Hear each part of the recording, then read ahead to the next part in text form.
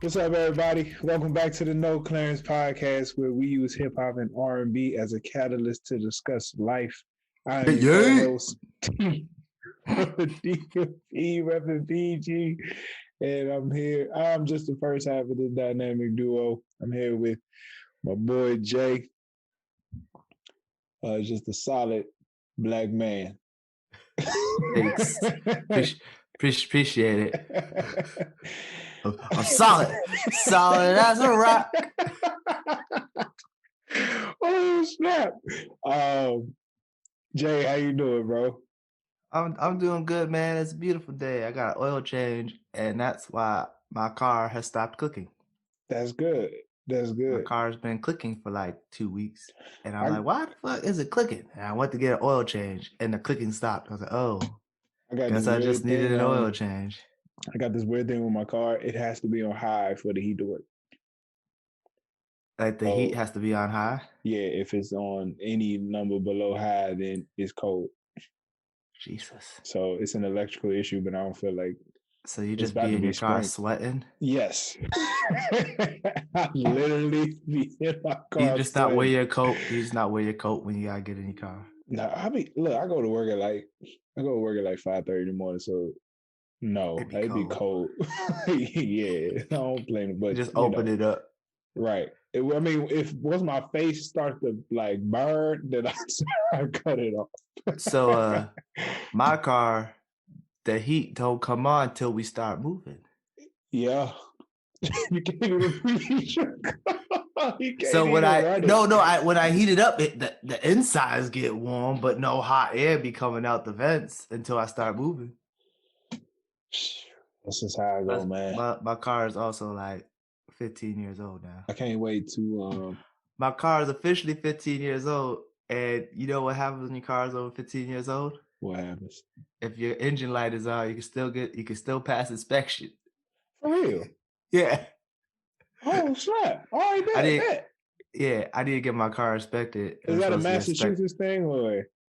I don't know. That's a Massachusetts thing, ain't it? The mechanic told me this. I gotta check how that is in Maryland. I haven't got my car inspected yet, and it was supposed to be inspected in October. Yeah, just push it back. Well, I can't. I gotta buy a new bumper first. Well, anyways, let's not talk about my car problems. Anyway, before we get started, man, I want to give a big birthday shout out to my brother-in-law and my sister-in-law. Shout out to Dom and Janine. Happy birthday! Happy birthday to y'all, man. They was both born on February 5th. I hope I got that right. But they're a year apart.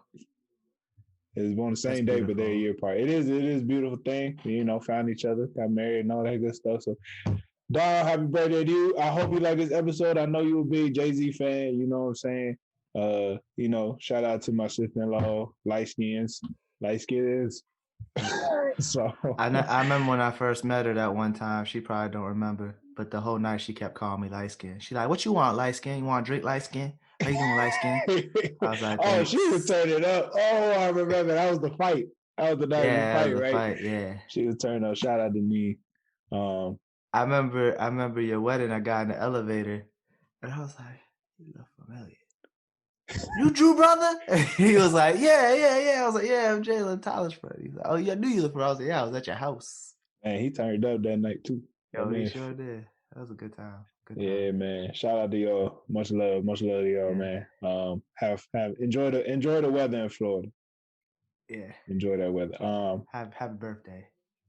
Yeah. Is that all the other this episode's coming out tomorrow? Yeah. Oh, technically at midnight tonight. You're right. All right, so this is our second episode of the J&B series. Last week we had the chance to discuss Lemonade by Beyonce with Alexis V. Jackson. Once again, just another shout out to her and the amazing gems. And this week, I feel like this week was a little different. I feel like we got to just have good conversation with Simone. You know what I'm saying? Yeah. It was good to hear her perspective on the album. Seeing that, I mean, look, she's been on here before. We all know she don't listen to music, but she acts like for her to hear the album for the first time and for her to appreciate it the way she did. I think that was dope. That is just I be wanting to say big words, but I can't. That is a You don't have to be like T.I.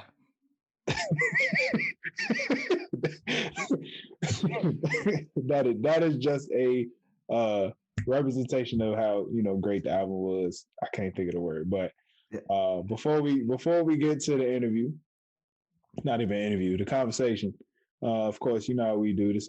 Podcast is not just about music, but it's about celebrating blackness. So let's get to our black women crush and our thank you, black man. Who is your black woman crush, Tyler? Appreciate you asking, Jay. So this week, um, I decided to just pay homage. I just wanted to pay homage to a legend. My black women crush this week is Nina Simone. Nina And Simone. I picked Nina Simone because the 444 album is full of just amazing samples.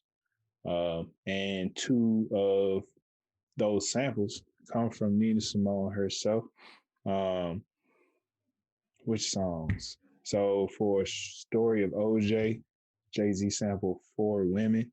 And then for Caught Their Eyes, Jay-Z sampled Baltimore by Nina Simone. So I just wanted to show her some love. Just some facts on her, man. Nina Simone is not her real name. She didn't want her family to know she was singing. Her actual name is Eunice Kathleen Wayman. I would have changed my name too. Eunice is just a bad name. It's not a name you could be a singer with. That's real old school, man. It's old school. Yeah, I wouldn't. I think Nina Simone. Yeah, Nina Simone translate better. She from North Carolina, bro. She from snap, Tryon, North Carolina. NC. I always thought she was British. Like I thought she was British too. When she speaks, she has that like that British. Yeah. So she's best known for like Feeling Good. Don't Let Me Be Misunderstood.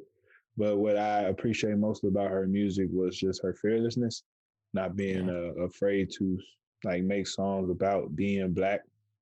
She has some of the amazing songs that she made, especially for her songs were like soundtracks to the movements, civil rights movement, just being a black woman. So you got Mississippi Goddamn, that's the name of the song. No disrespect. Strange Fruit. Um, to be young, gifted, and black. Like, you know how many rappers take that line? Like, to be young, gifted, and black. And then, of course, For Women, which is actually a really dope song when you listen to the words. So I just wanted to thank her for her music, her amazing contribution to hip hop, yo. Like, she's been sampled. I didn't see her movie. I didn't see the movie. I was about to say. I knew you were about to ask me that. I meant the documentary. I haven't seen the documentary.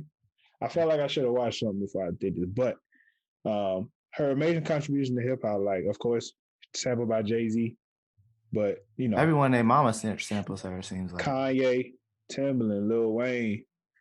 Like you can go down the list, and everybody samples her. Everybody sampled a Nina Simone song, and you know, for a while. So you know she an activist, right? So during Vietnam, she refused to pay taxes. So for like second half of her life, she lived overseas, bro. She lived in Barbados, right? She like never came back to America. Like she lived all over the world. It wasn't just Barbados. All over the world. She just moved everywhere. You know what I'm saying? There is interesting like her life. She wasn't perfect. You know what I'm saying? I mean, I'm going off of Wikipedia, but it found out she was battling, being bipolar. I wonder if she even knew that. But she had a real rough relationship with her daughter because of it. Yeah. But I mean, and she, the songs, of course, when she first started, like she was making those hit records. But then once she started to actually make songs that, meant something for us, the labels weren't trying to back her as much, you know what I'm saying? She did deal with that. So for her to be as known as she is in today's time, it's just a testament to doing what you want and just doing it without fear. And so just want to give my black women Kirsten Nina Simone. You know, shout out to you. May Shout you out Nina continue to Simone. rest in peace. Don't watch that Zoe Saldana movie. It's trash. It looked trash. It's garbage. I'm a little upset that they It's picked disrespectful. her. It's disrespectful. Who would They you put have her in wanted? damn near blackface, bruh. Who would you Nina have wanted? Simone, Viola Davis. They could have had any dark skinned woman. It would have been better. Any dark skinned woman would have been better than Zoe Saldana. Nothing against Zoe Saldana. She's a great actress and all, but like Nina Simone, really? You thought that was a good idea? They put her in blackface. How you gonna put a black woman in blackface? Man, It's crazy, bro. Crazy, bro. But Nina Simone, she a legend. yeah. Jay, who's your thank you black man? So my thank you black man is one of my favorite quarterbacks. All my favorite quarterbacks are black quarterbacks except for Tom Brady. Speak on it. So my thank you black man is Russell Wilson. Yes. And he's my thank you black man because he recently just won the Walter Payton Man of the Year award. Most so respect. The Walter Payton Man of the Year award goes to like a player in the NFL who's done a lot outside the field as well as on the field. So when I found out he won it, I was like, I wonder what he'd be doing like outside the field that made him like get this award. Like he must have been doing a lot. So I did my research. So not only is he a baller on the field, with a Super Bowl ring, does he got two? He got one. One. Threw that daggone pick. Yep. Because y'all ain't want to hand the ball off to Marshawn Lynch. It wasn't his fault. That was just some good defense. Sick of y'all. Anyways, the Patriots won. They ain't want to give a real one to football. I'm sorry. It's okay. It's okay. This don't make no sense, bro. It was a good day because we didn't have to do workouts the next day. Just get over it. All right. He wasn't going anywhere. It was a snowstorm. It was a snowstorm. Anyway, I know, but they were still gonna make us go. I'm sorry. That was one of the stupidest calls in NFL history. Go ahead. All right. It was dumb. But anyways, to get back on it, come to find out, Russell Wilson, since before his rookie year started, has been visiting the Seattle Children's Hospital every Tuesday his whole entire NFL career. Wow. Every Tuesday. And even with the pandemic, he still visits on Zoom. Every Tuesday. So all these kids who are sick in the hospital, every Tuesday know they're going to see Russell Wilson. That's beautiful. It is. He's been in the league how long? 9 years now? 10 years? Yeah.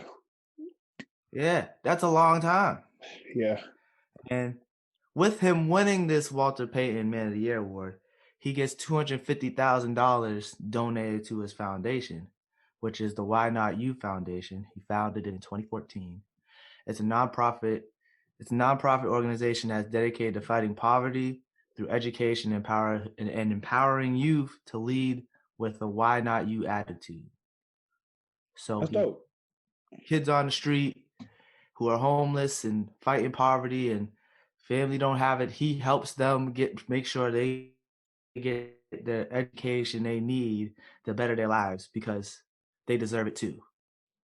And with this pandemic going on, he teamed up with a bunch of different organizations, but him and Sierra themselves raised over 1 million meals to get and donate them to Feeding America and Food Lifeline, which was giving food to people who were less fortunate and people who lost their jobs and couldn't afford to eat. He was able to get them raised 1 million meals on his own with just him and his wife Sierra. You said meals. Meals. Word. Yes, meals, like food for people. That's dope. And then he teamed up with other organizations and ended up, in total, he got about 60, 70 million meals out to the world during this pandemic. That's beautiful. Right?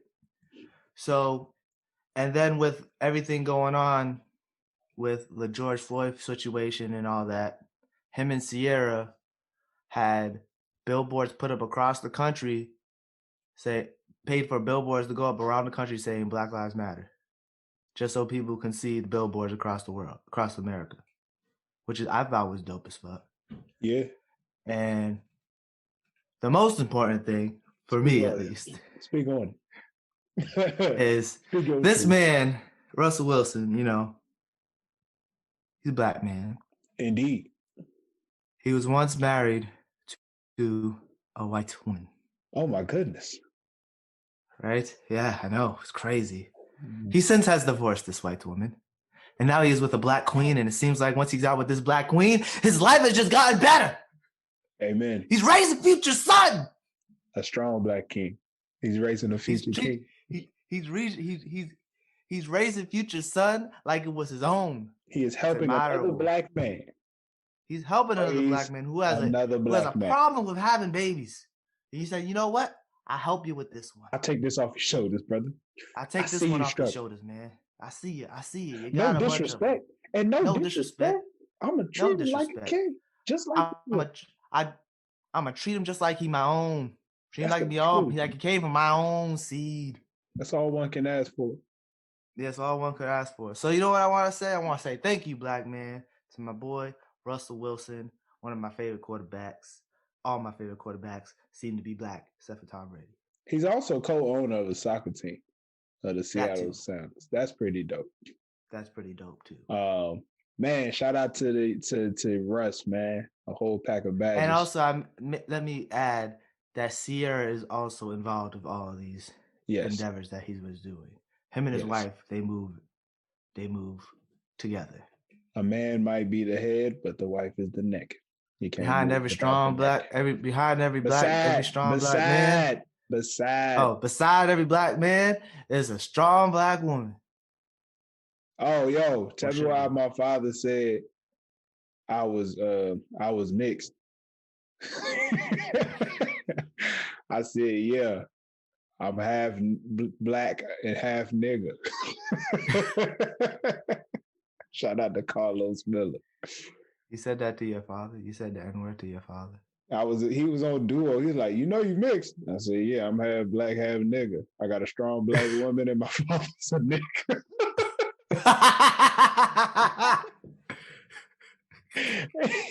He was like, you stupid boy. That's funny as hell. My mother called me a nigga today too. Oh damn! Why she call you a nigga? She called me to talk to my wife. I said, just call her phone. She's like, just hand her the phone. I said, I'm not handing you the phone. She has a phone. You know what she said? What she said? Because my father said something wild too, and then she go, both of y'all is just a trip nigga. I said, a trip nigga. Just a trip nigga. Okay. Okay. I handed the phone. Damn. I don't know how else to respond to that one. Jeez. Trip. I've never heard a trip name, but shout out to my mama. Mama, that's hilarious. I love you. But that was funny. What's your rant of the week? Ooh, that's tough. Give me 30 seconds, bro. I'm setting it up now. Hold on. Oop, that's a calculator. 3, 2, 1, go. Hey, look, man, with the vaccine out and all that stuff, man, to all my conspiracy theorist niggas out there, look, man, prepare for the worst, pray for the best. If you're not going to get the vaccine, you better get some daggone life insurance. So if something happened to you, man, at least give some people some money. Don't be no ignorant ass nigga. And look, please, if you're going to talk down on the vaccine, do some actual research on what a vaccine is. Y'all out here just talking about it's going to depopulate black people. I'm really sick of y'all. Actually start educated about what you're going to talk about. All right. I'm done. To continue what you were saying, if you could drink Henny and smoke weed that you don't know what nothing's in, you could take the vaccine. You don't know what's in that Henny you drinking. You don't know what's in the weed you smoking. You don't know what's in your Tylenol. You don't know what's in your ibuprofen. You don't know what's in your vitamin C, your vitamin D. You don't know what's in your cereal or your milk. but you don't want to take the vaccine. Come on. Half the shit we do, half the shit we eat and drink, we don't know what's in it. Hey, You look, don't want to take a vaccine. like I said, Rick Ross said it best. Prepare for the worst, still praying for the best. Yep. End of the day, if you get the vaccine, you doing that. If you decide not to get the vaccine, go ahead and get some life insurance. Even if you get the vaccine, get some life insurance. Yeah. That's all I want. And if you don't want to get the vaccine, start taking vitamin C and vitamin D and some zinc. Also, and like, Linnell Grant said, do your research. Yeah. Just please do your research. Please stop talking out of the side of your neck. Yeah. Stop talking out your ass. And you know who I'm talking to. You know exactly who I'm talking to. I know. All right. Jay, dirty joke of the week. All right, let me get focused. What do robots do after sex? What? It nuts and bolts.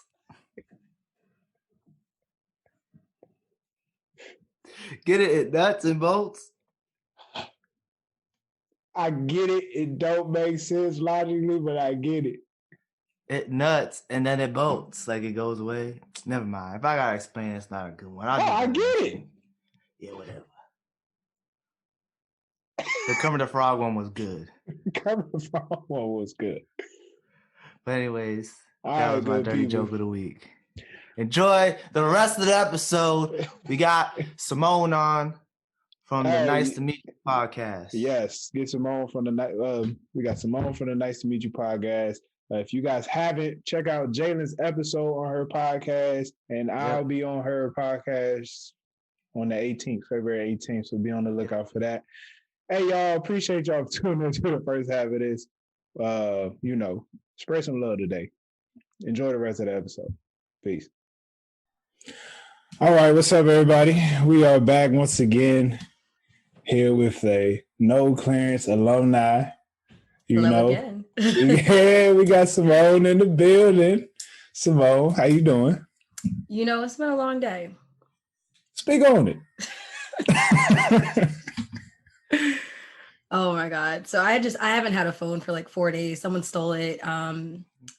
So it's just been the process of getting that back. And then they called and then they were like trying to like hold it for ransom. So it was just like that process. And then what else happened? I don't know. It's been a long day. Who holds a phone for ransom? That's like the worst ransom. You can't even do anything with it. Not anymore. I don't know. Maybe they found something out, but yeah, they shut it off. Like, okay, cool. I'm not buying my phone from you. I already bought it. Who does that? That's the worst criminal. Like, yeah, I'm holding your phone for ransom. This is called a Find My Phone app. I know where you are, fool. Okay, so they like turned it off, then turned it back on, then like strategically contacted me. It's a really weird situation. Like, when I messaged you yesterday, I was like, well, I guess she's not coming on today. I was like, yo, I'm glad I said that Zoom early. There's something about me is I'm always gonna be there, maybe a little late, maybe a little, but I'll be there. Nah, give me 15. Just give me 15. Well, we're glad you're here. We glad you're here. Because today we talking about the man, the myth, the legend himself, Mr. Sean Carter, Jay-Z, the GOAT. What else do we have? Entrepreneur. Beyonce's husband. That's how I remember him. Beyonce's husband. Yes. That is for sure. The father of Blue. Remy and Sir. Remy and Sir. Remy and Sir. Yeah. Man, it's 4:44. 4:44. Damn. Jay, how do you feel about that? About the project? What do you remember when they dropped? Just talk your shit.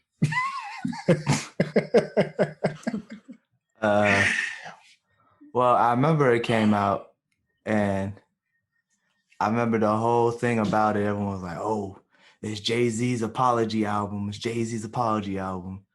Beyonce dropped Lemonade. Now Jay-Z got 444, and all he doing is apologizing to Beyonce. That's how it is. And then you listen to it, and it's not even about that. But at the end of the day, that was the stigma around it. It was brilliant marketing by them. Brilliant.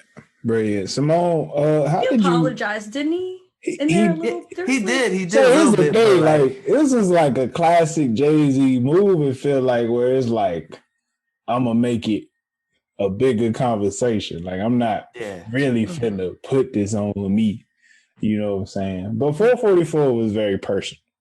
Like the song itself. It wasn't just apologizing to his wife, which I wonder how Beyonce felt about this, right?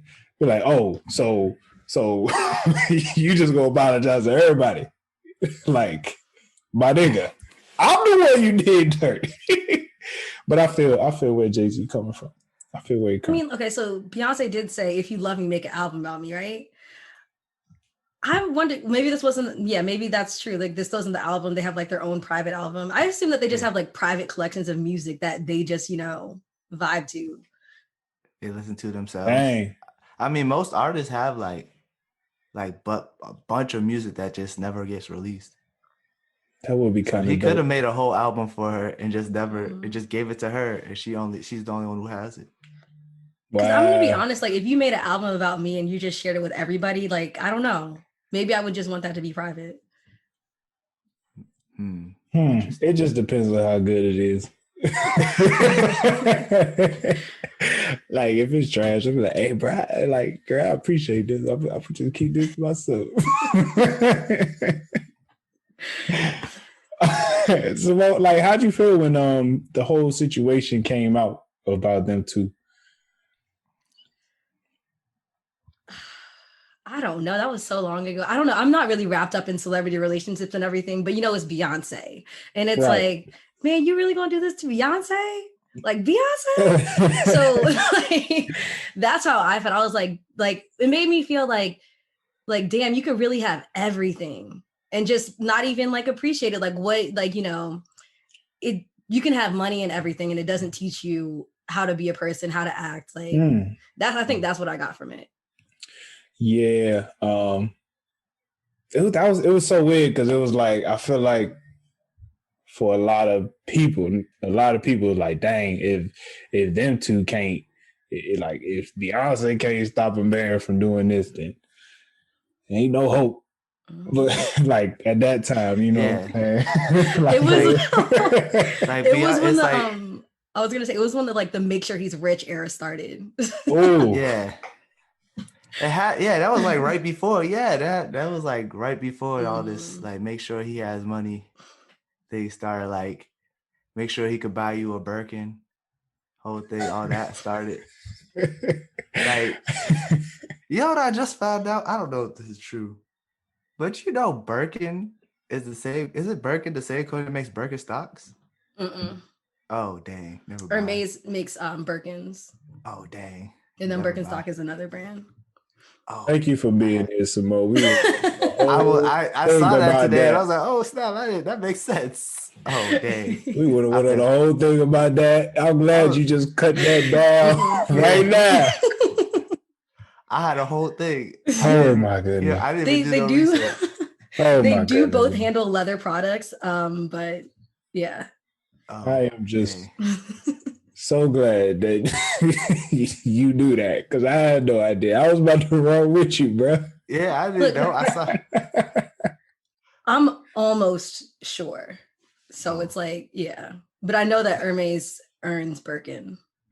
Oh, dang. Okay. Well.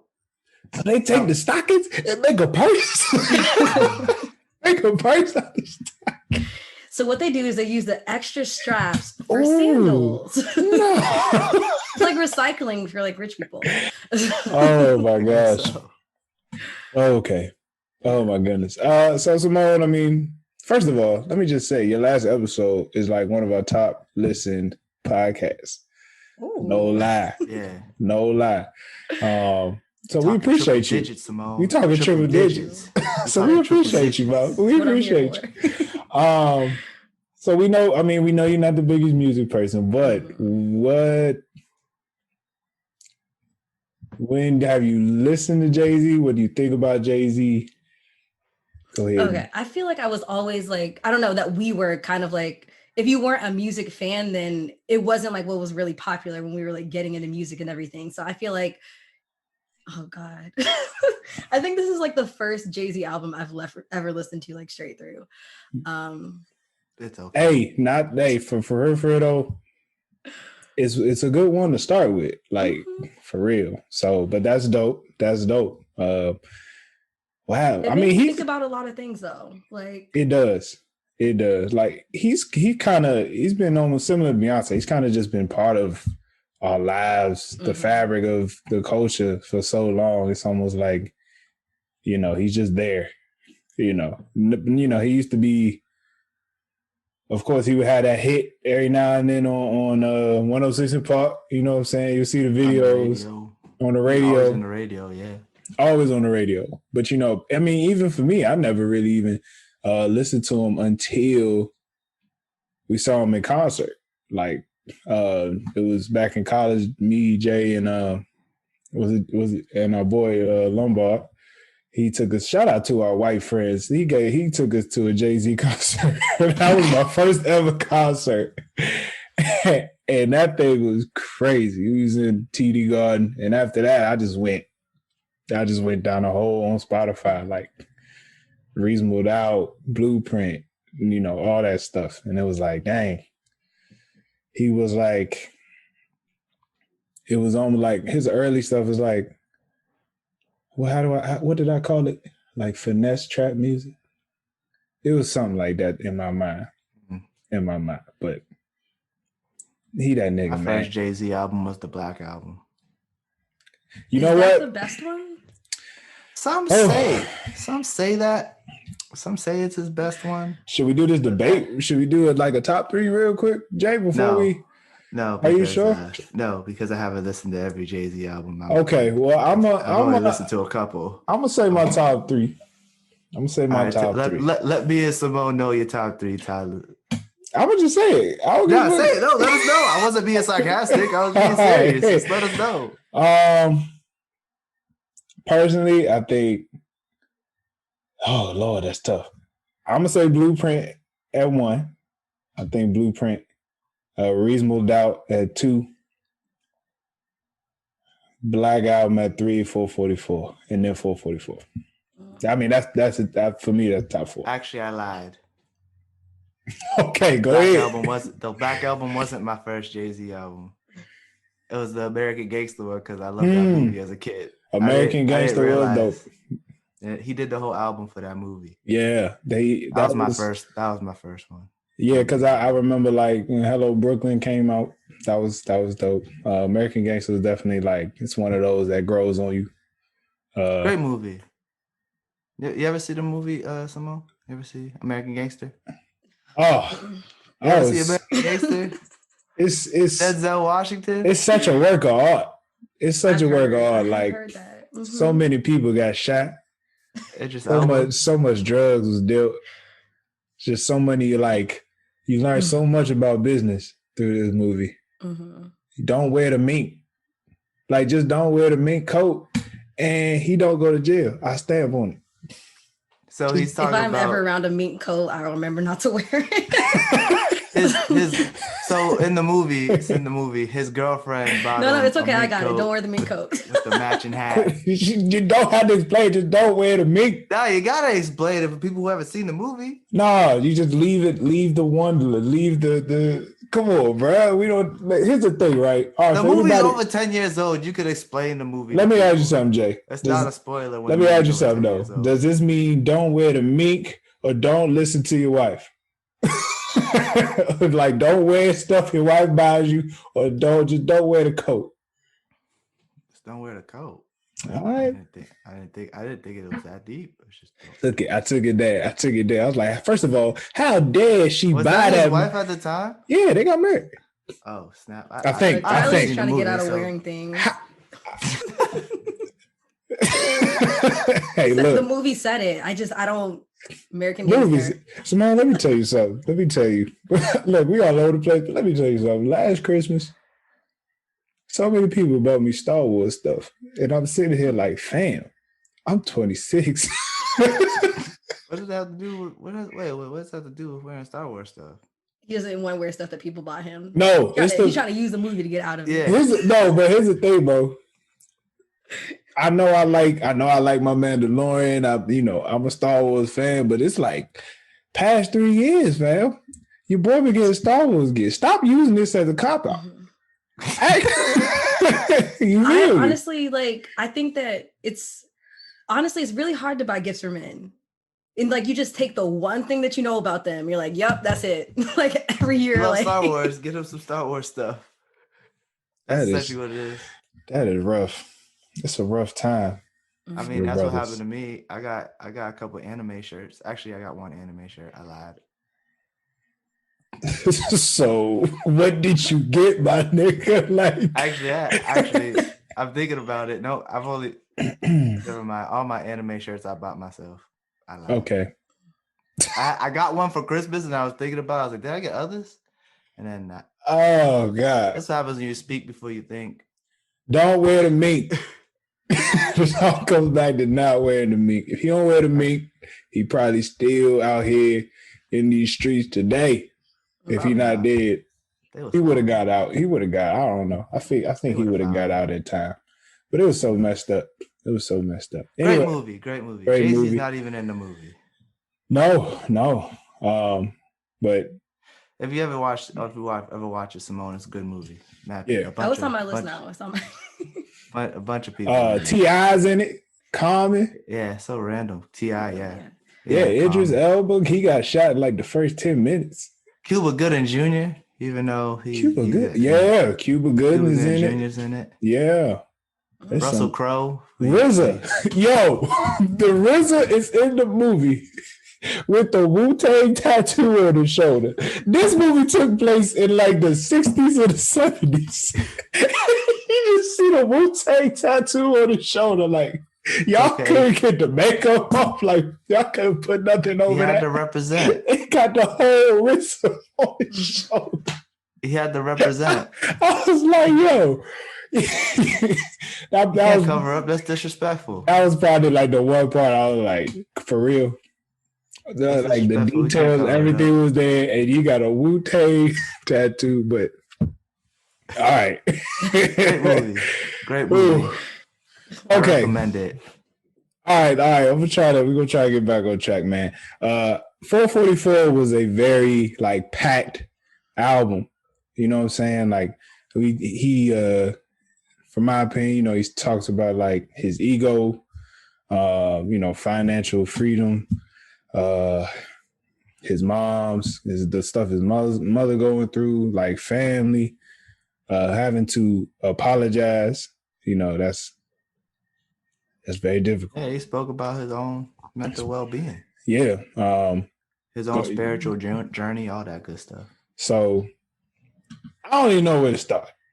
I do actually. I have no. Thank you, Simone. I was like, this time I'm coming with facts. So the things that this album really made me think about is my own legacy, and because I feel like it's really an album. It's a little bit, I think, maybe advanced, just because like you really have to think about. I don't know. I feel like at this age, it's really hard for me to figure out what I'm supposed to leave behind on this earth and like what my passion is. And what I'm really going through right now is just like trying to figure out what talents I can use to help other people. And I kind of feel like this album was Jay-Z getting to the end of like, I've done this, bag the baddest bitch, and now what do I do? Well, almost lost her. And then, so I've tried everything. So I feel like he was just like really coming to us and being like, think about what you're going to leave behind. And, he talks about, like people like making money and like they hold up to their ear. And like, I wonder, like when he said that, I was like, man, that's really all we do, huh? I feel like it was just really about getting to a place of higher understanding about how the world works and everything. Yeah. So what do you think is your, I mean, I know you're going through that journey. How is that process for you? It's rough because the things that I care about are people, and it's hard to get people to care about other people without money. Yeah, that makes sense. Yeah. So I feel like my mission is really just connecting people to people who care with money. And I'm trying to figure out how that works. That is wow. Is that like why you do the podcast? Yeah, no, so like the podcast started and it's just like a thing that I was doing because like I love talking to people, obviously. And then I think like a year and I'm like, okay, so like you're doing this, you're putting out episodes, but like what is the reason behind this? You don't just do something for like X amount of hours a week for no reason. You know, like you do your job, you might hate it, but you do it because you need money. So like, why are you doing this podcast? It can't just be something that you like, you know? Yeah. So coming to the end of the second year, I'm thinking about what I really want to do with my life, how I want to contribute. And that is like moved into the mission of Nice to Meet You, which is like really understanding how multifaceted people are and how much we can do together. So yeah. That's dope. That's dope. Jay, I'm figuring it out, but we're getting there. We're getting there. Wait, it's part of life, man. What do you do? Like, what are like the things you do like to help other people? Like, So currently we do trash pickups, and I try to do that every other month. It's been hard because it's cold. We'll see how the weather is on Saturday, but hopefully we'll be out there. And then I'm trying to set up a Christmas in July event. So I had this idea where I wanted to throw a party last year because July 25th was on a Saturday. And like, how often does that happen? Christmas in July. It's natural. You know, it's like, it's right there. And couldn't do that, COVID. And then I decided like, what's a better idea? A better idea is doing a community event, doing it for kids, like coming together in July, because Christmas probably sucked this year. Like, you know, these stimulus checks, they haven't been out. So, you know, just throwing this event together, I really want to do something for kids and for the community. So that's my next big goal. And if anybody has any suggestions, I'm very open. Like, find me on. Would you like do like a toy drive or something since it's Christmas in July? Yeah, I want to do a toy drive and a sort of event, like maybe have like Santa Claus show up and I don't know, just something fun. Like, it's a sweaty Santa Claus in the suit in the summer. Nah, Santa gotta have a short sleeve joint. You gotta make sure you find out what Santa's summer outfit is. He definitely got flip flops with the white Nike socks on, red shorts. I've been seeing the trash pickups. No disrespect. It's not.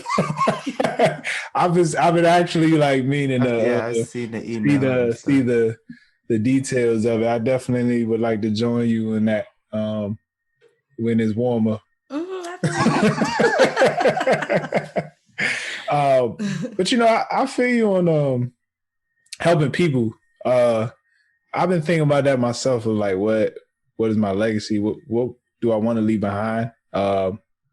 One of them, of course, is like some type of like financial goal to leave to you know, my family when I'm gone. Yeah, generational wealth thing. But really, I feel like community service for me. I feel like, of course, Simone, we went to the same high school. I feel like that was something that was like instilled in us like growing up. But definitely trying to figure out ways to give back has always been a thing.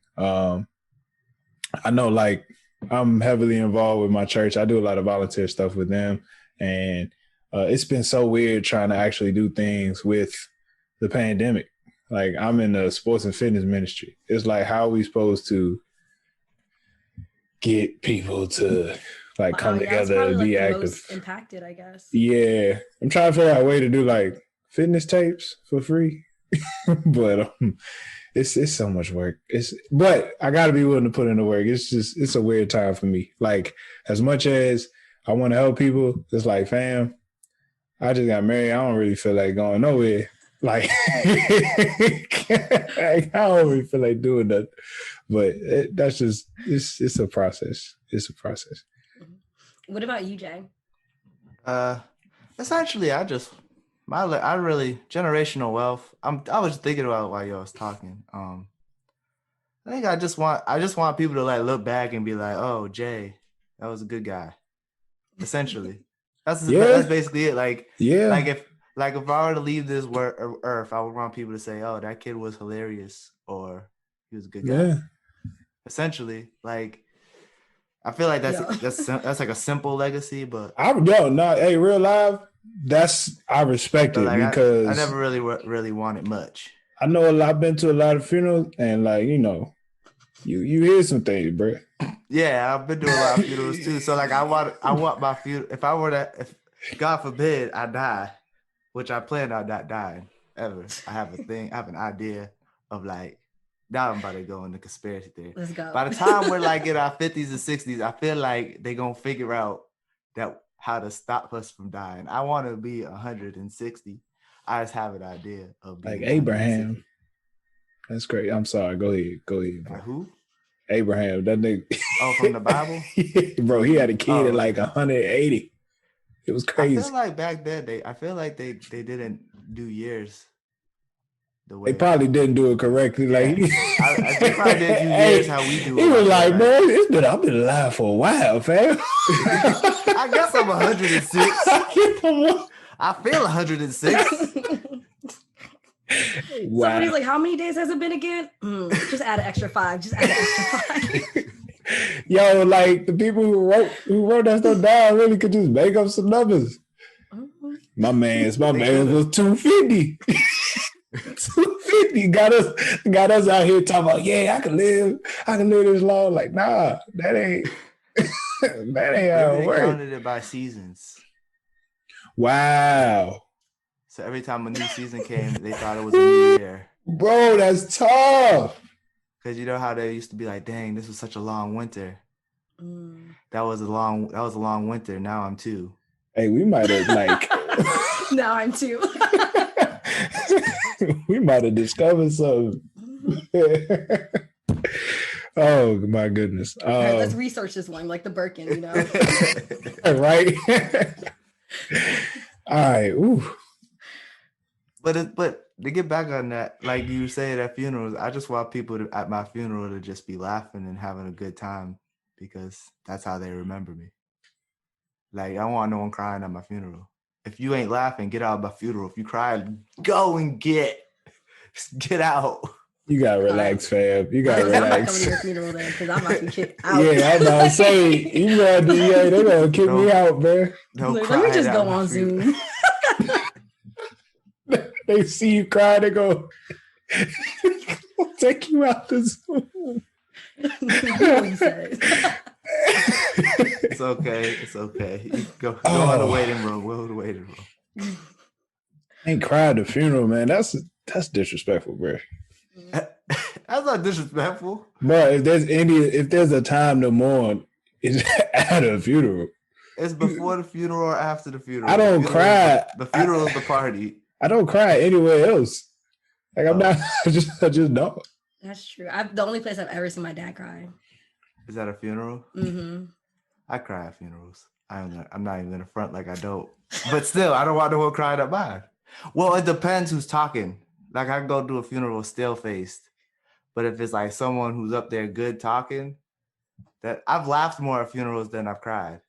It'd be the music. That's because it's not the music for me. The music put me to tears, bro. I be up in there cool. I'll be up in there, you know. Next thing you know, man, the lady on the piano just start hitting them notes. I'll be like, nah, man, nah, I ain't gonna do it. The last funeral I went to, the music wasn't good because what they did is they had the phone and they put it up to the mic. And I was like, why didn't everyone just ask for a speaker? What is going on here? It was bad. If I see one single tear, tear, don't do it. I don't cry till they tell me to. Like if the person's talking, like let it out, just let it out. Okay, cool. I got permission.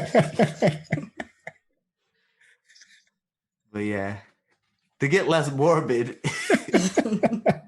Nah, I'm sorry. I gotta let some shit out. Hold on, fam. Yo. I think, okay, this is kind of important because generational wealth, part of generational wealth is leaving something behind for when you go. So let's just make a PSA and tell all you niggas to get life insurance. I'm sorry.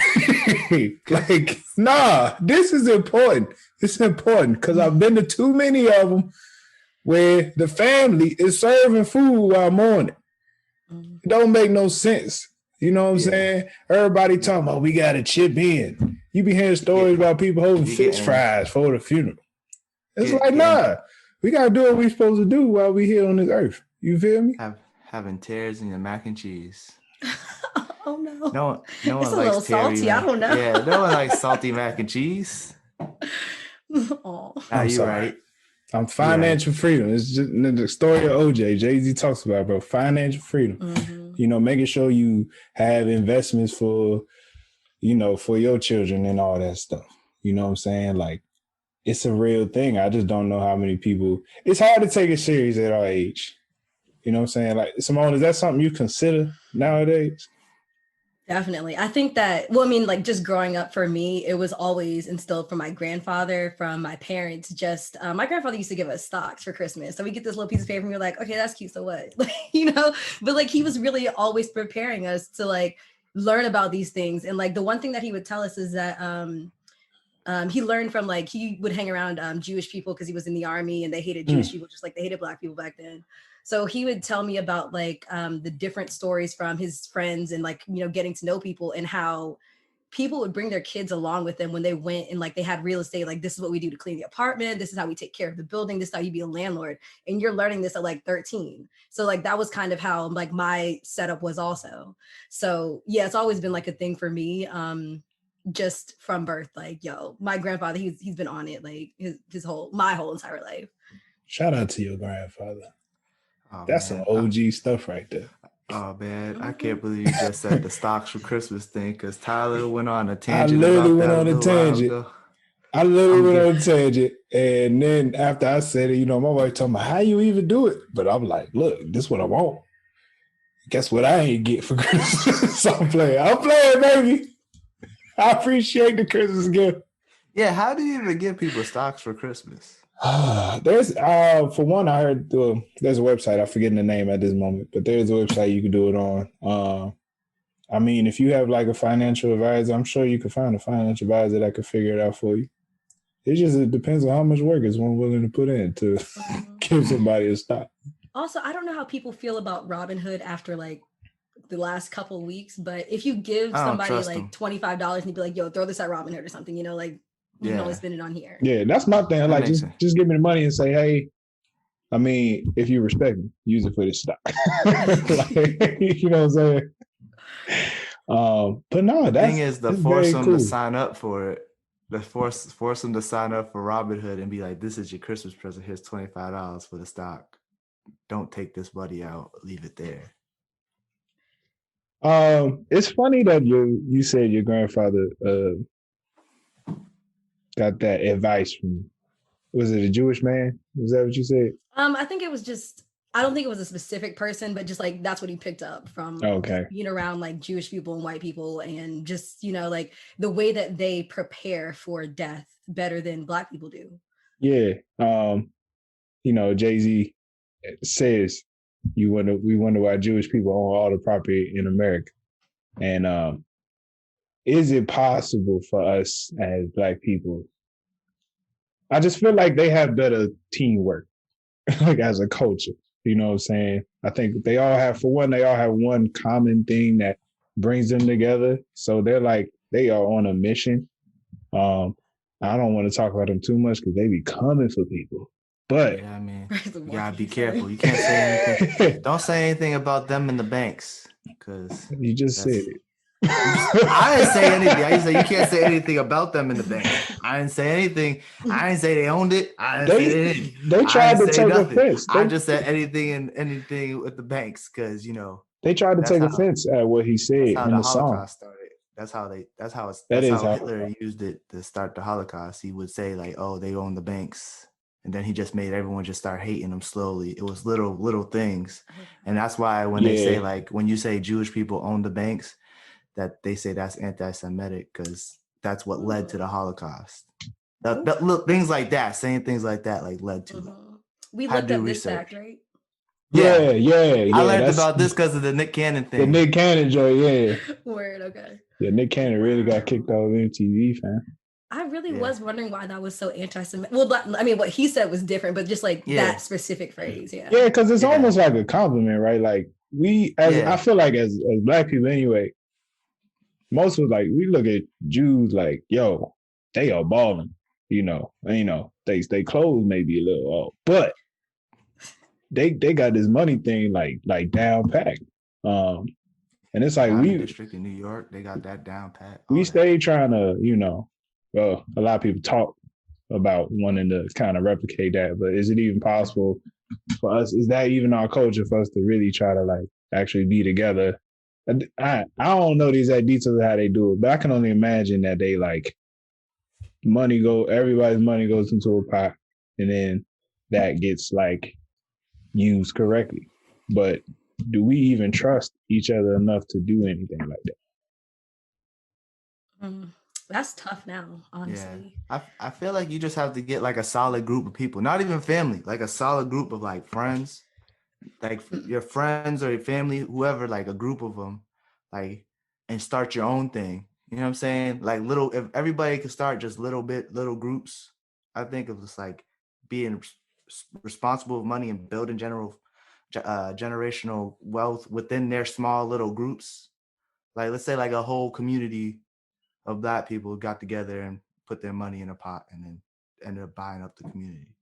Like, it has to start like that. I feel like small, like super small, like concentrated groups. And as time gets on, more and more, especially with more people responsible for money. You know what I'm saying? I feel like it's hard. It's a trust thing, man. Yeah, it's a trust thing.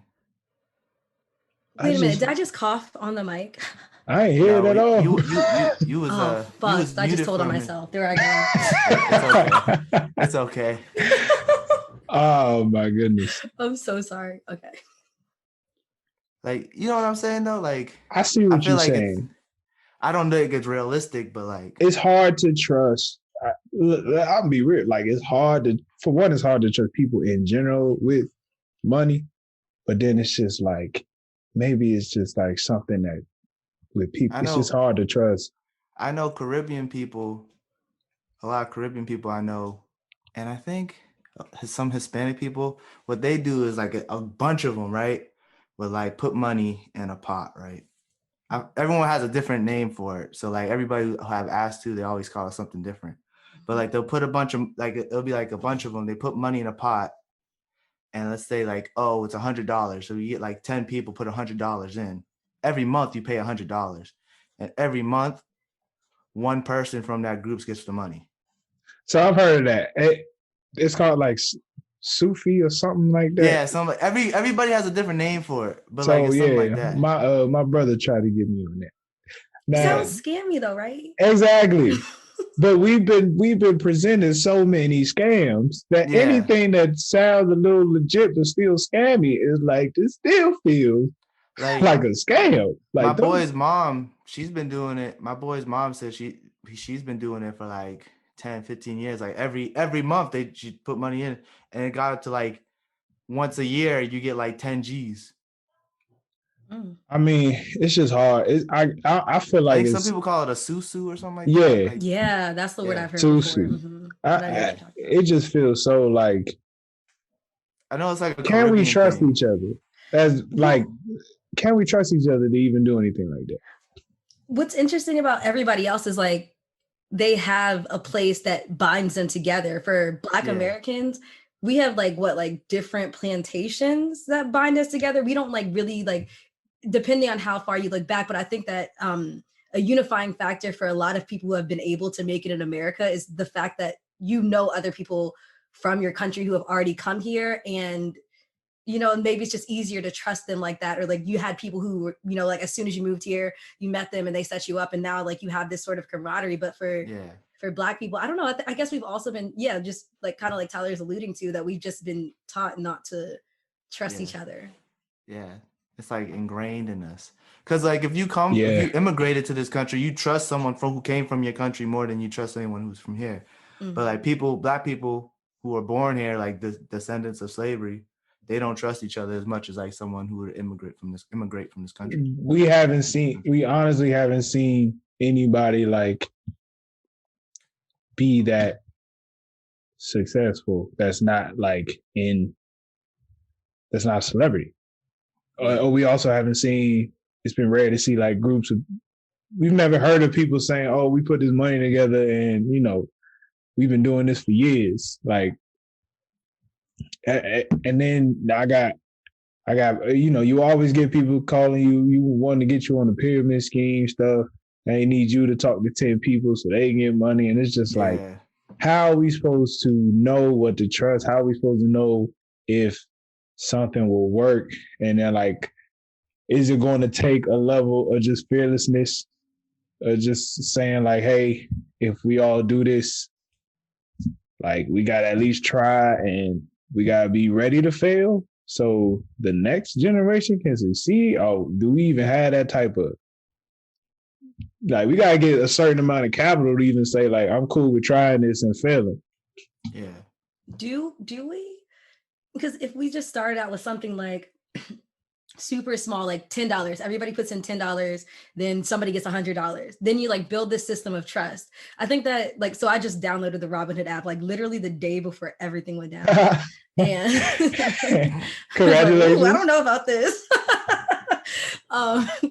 But so I just put in like $7 and I was like, let me buy different stocks. Let me see how this works, because a part of like the stock market is like, it's volatile. So I want to know, all right, how do I get myself to trust this? How do I see how this process works? Because people tell you, oh no, just leave it in there, wait 10 years, you'll be better off. But I'm like trying to see that, I guess, like starting off small. So maybe if we start off like, let me trust you a little bit. I guess that's kind of how friendships start too. Like, let me trust you a little bit, and then move higher and higher. And then like, we can actually have like some sort of camaraderie once I realize like you're coming through on the small stuff. Yeah. Yeah, I like little. You gotta start small. So baby steps. I mean, Simone, have you been is this first time you like actually investing, or did you just play with, like, this just your first time getting the Robinhood app?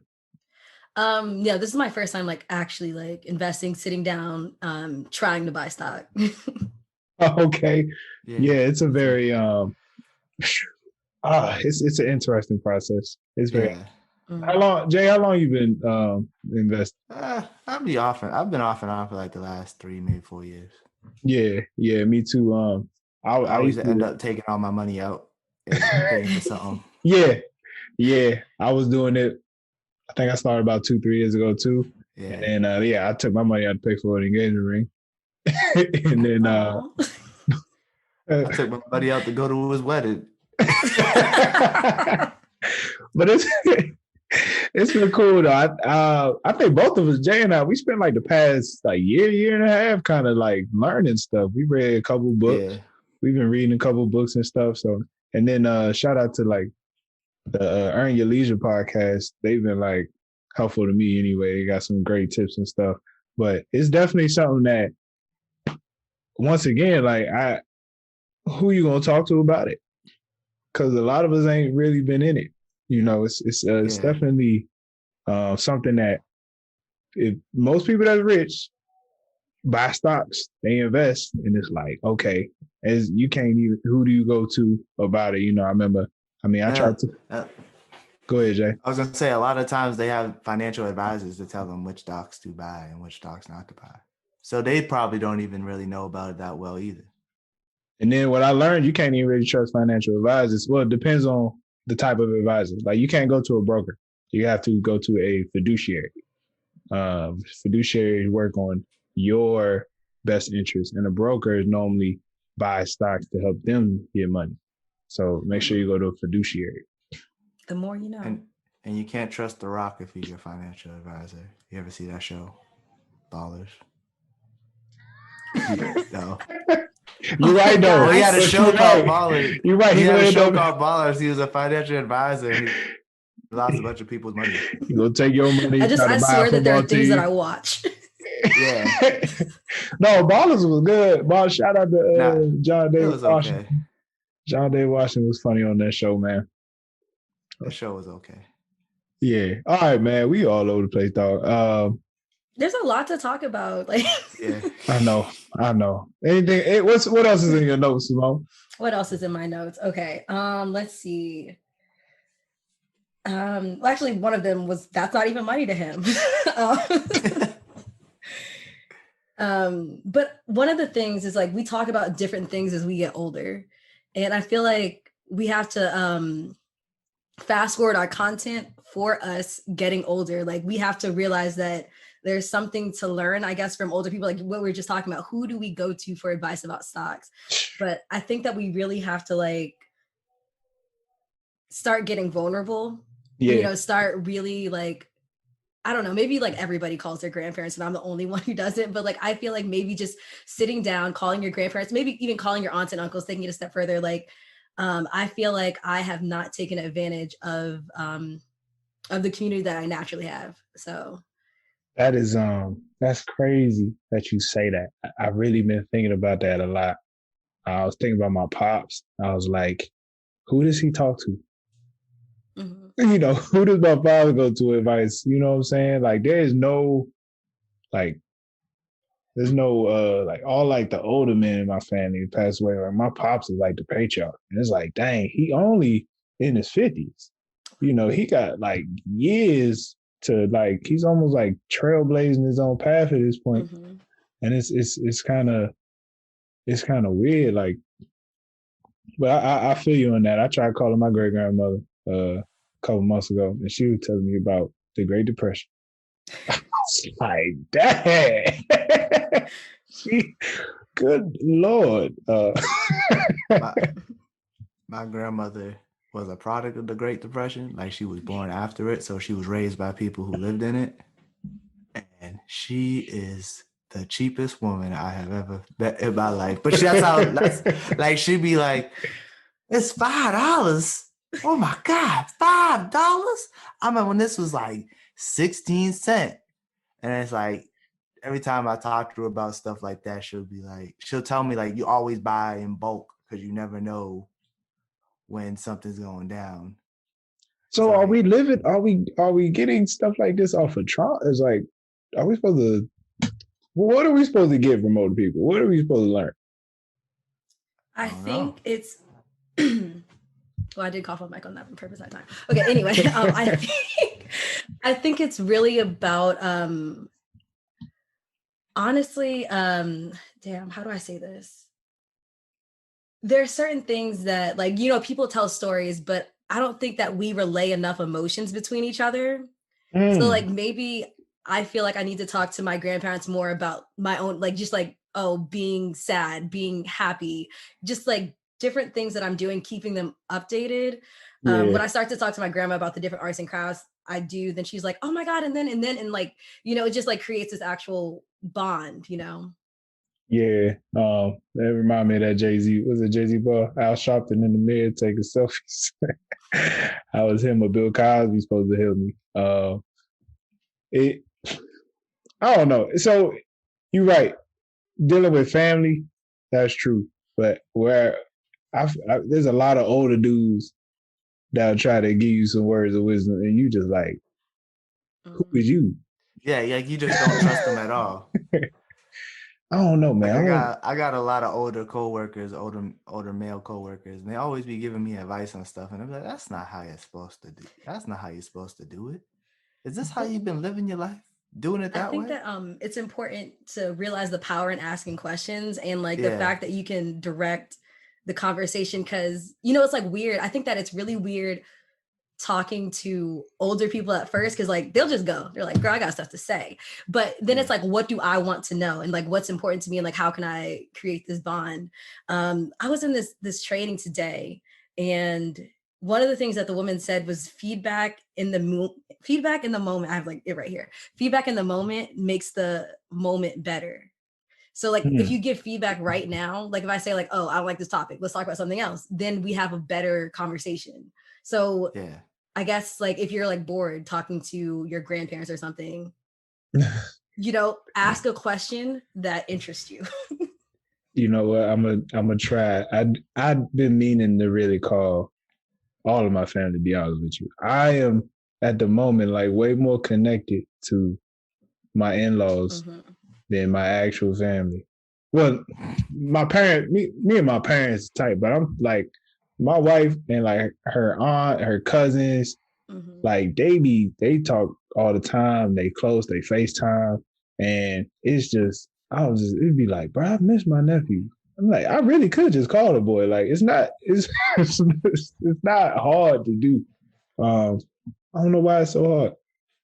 They be all over the place, man. But you're right. You've inspired me today, Simone. I'm Let's gonna make a call it pact. Let's today. call somebody we haven't called before. Talking Yes. on the phone is hard. Is no one else like no one else like not talking on the phone? No, I talking on the phone. I I don't just don't like like to FaceTime. call. I don't like talking on the phone. You I say you hate it. don't? I can't do Nah. FaceTime. I'd rather be on the phone than FaceTime. My mother Yeah. just figured out FaceTime. She got the little Google Duo. Oh my goodness. What you she gonna phone me? What you doing? Like why why my screen black? What's going on? Like Mom, I got a message. It's just all types of questions you gotta get answered. Oh man. Shout out to my mother, man. I feel like phone calls is better though. Maybe it's me. Yeah, I had a recent podcast and we were talking about how much more you get from a phone call versus a text message. Like these pauses, this awkwardness, the fact that we have video now, we don't just have voices. Like there's so much more context. You really get more of a feel of the person. Yeah, that's true. Like when you're texting somebody, like something could get misinterpreted. Now you're in an argument. Now you're in a one-sided argument with somebody or in a fight with somebody. Like they're mad at you when you just simply said no. Like there was no like sometimes you just gotta call and be like, hey, I can't do it because of this. And like they hear your voice and the sympathy in your voice, then they know you're not just like bullshitting them. Mm-hmm. I feel like there's a lot of miscommunication through like text. Like if it's something important, I feel like you should call on the phone. But like, Yeah, I it's think like, we might rely on text a little too much. You know what I'm saying? It's so easy. It's so instant. It's like, all right, message out and like now I can move on. But like a phone call, it takes a different sort of intimacy. Oh yeah, this podcast has honestly been helping me actually work on my communication skills, like very much. I've been having way better conversations like outside of this, because before it was just oh my goodness, I'm very awkward. So like I don't know, I'll hang up on you real quick or like I'm getting better though. So it's been this whole thing been a blessing for real with communication. yeah, I'm learning how to talk to people better than myself. I'm not good Okay, at so it. one other, oh, sorry, go ahead. Oh no, you could go. I finished my thought. Oh, okay. One other thing that the woman mentioned in the training was contributing to a closed-minded culture. And that's one thing that I wanted to bring up because I feel like Jay-Z he's opening himself up, he's being vulnerable, and he's trying to make us be more open. Like she was saying that basically you can't do anything like once you realize like, oh, the leader is closed-minded, now everybody in the culture has to be closed-minded. So I guess it's like I'm looking at this information and being like, we need to do everything that we can to be more open and vulnerable with each other because I think that makes a better world for everybody. Yeah, I'm curious how everything that went on in their relationship had to cause him to pretty much like relearn everything he was doing at a certain point. And him opening up, I just wonder how hard that was for him, even though as a rapper, like he talks about it in life, he talks about that stuff all the time. But to do it in this way was just totally different from what we heard. Um, like he talks about going to therapy, and one thing he talked about that I don't think I've heard him talk about is like his relationship with religion and spirituality. I find it interesting that he studied almost like all the major religions to like I guess be more at peace with himself. So like Simone, like what is your relationship with religion? It's complex as everything is. But I don't know. I feel like just base level, there's a God out there. Um, and he wants us to have peace. So one of my favorite quotes from the Bible, I can't remember the exact verse, or I think it's like Second Corinthians, maybe 7:14. And it just talks about basically once my people who call themselves by my name denounce their wicked ways, and I don't know, something about basically it's like once we realize that we got to stop fighting each other and love each other, and if you're calling yourself by my name, you should be loving each other, then we'll have like I think maybe it's like God will return, or like we'll have like peace. I don't know, basically it's just, yeah, that. I'll have to look up that verse again, but yeah. I was waiting for Tyler. I was waiting for Tyler to spit it out because I felt like he knew it. I know which one you talk. I can't quote it word for word, but I do know which one you're talking about. Well, let me ask Jay. Jay, what is your relationship with religion? Oh, okay. I'm gonna get deep on this one. All right. So I've had a very complicated relationship with God. I had a long time in my life where I was real mad at God. Like I was not, like I was like I had a dark period in my time where I was like, basically I was like, fuck you, God. Like, what do you do? Like, you don't do anything. Like, you're not there. Like I had a real like struggle with it. And it took me a while to actually even be like, because my family's never been like really super religious. It's just like, we like, oh, there's God. I wouldn't go to church or nothing. We just like, yeah, we believe in God, but like we wouldn't go to church or nothing like that. We just try to be good people.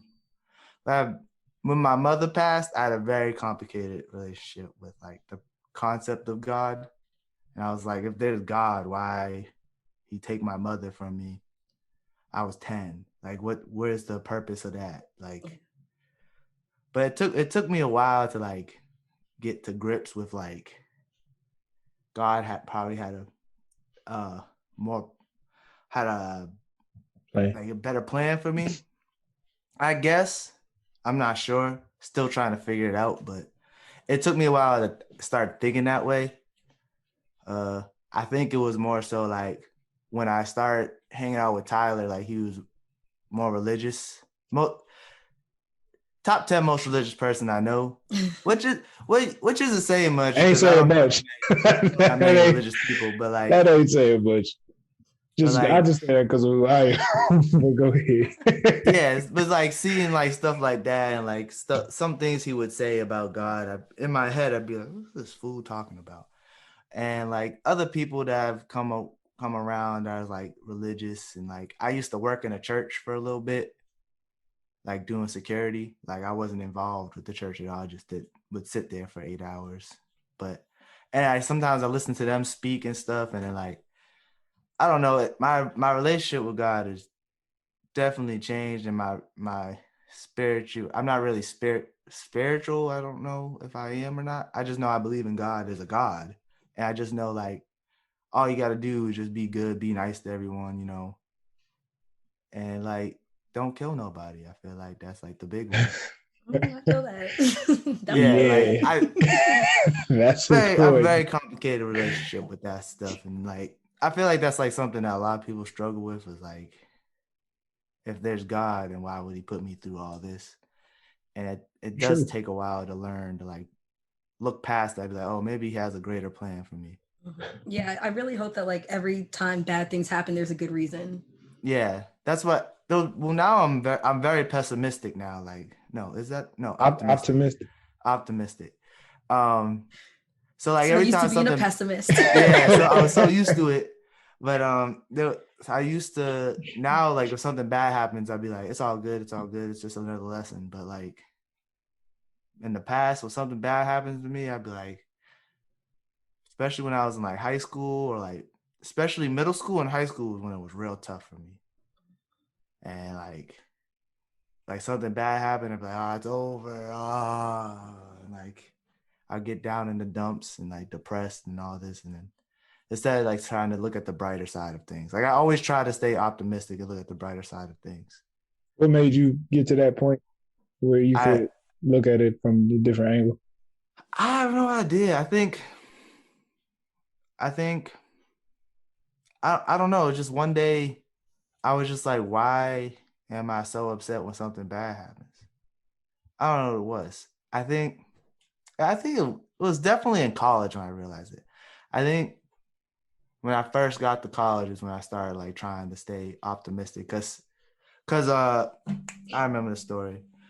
When I first came to the campus, I wanted to play football. You remember, Tyler. Well, when I first got into college, I had to walk onto the football team and they was like, oh, yeah, you're more than welcome to come on the team. And then I was like, word. So I just had to go to the practices and just wait till I got cleared.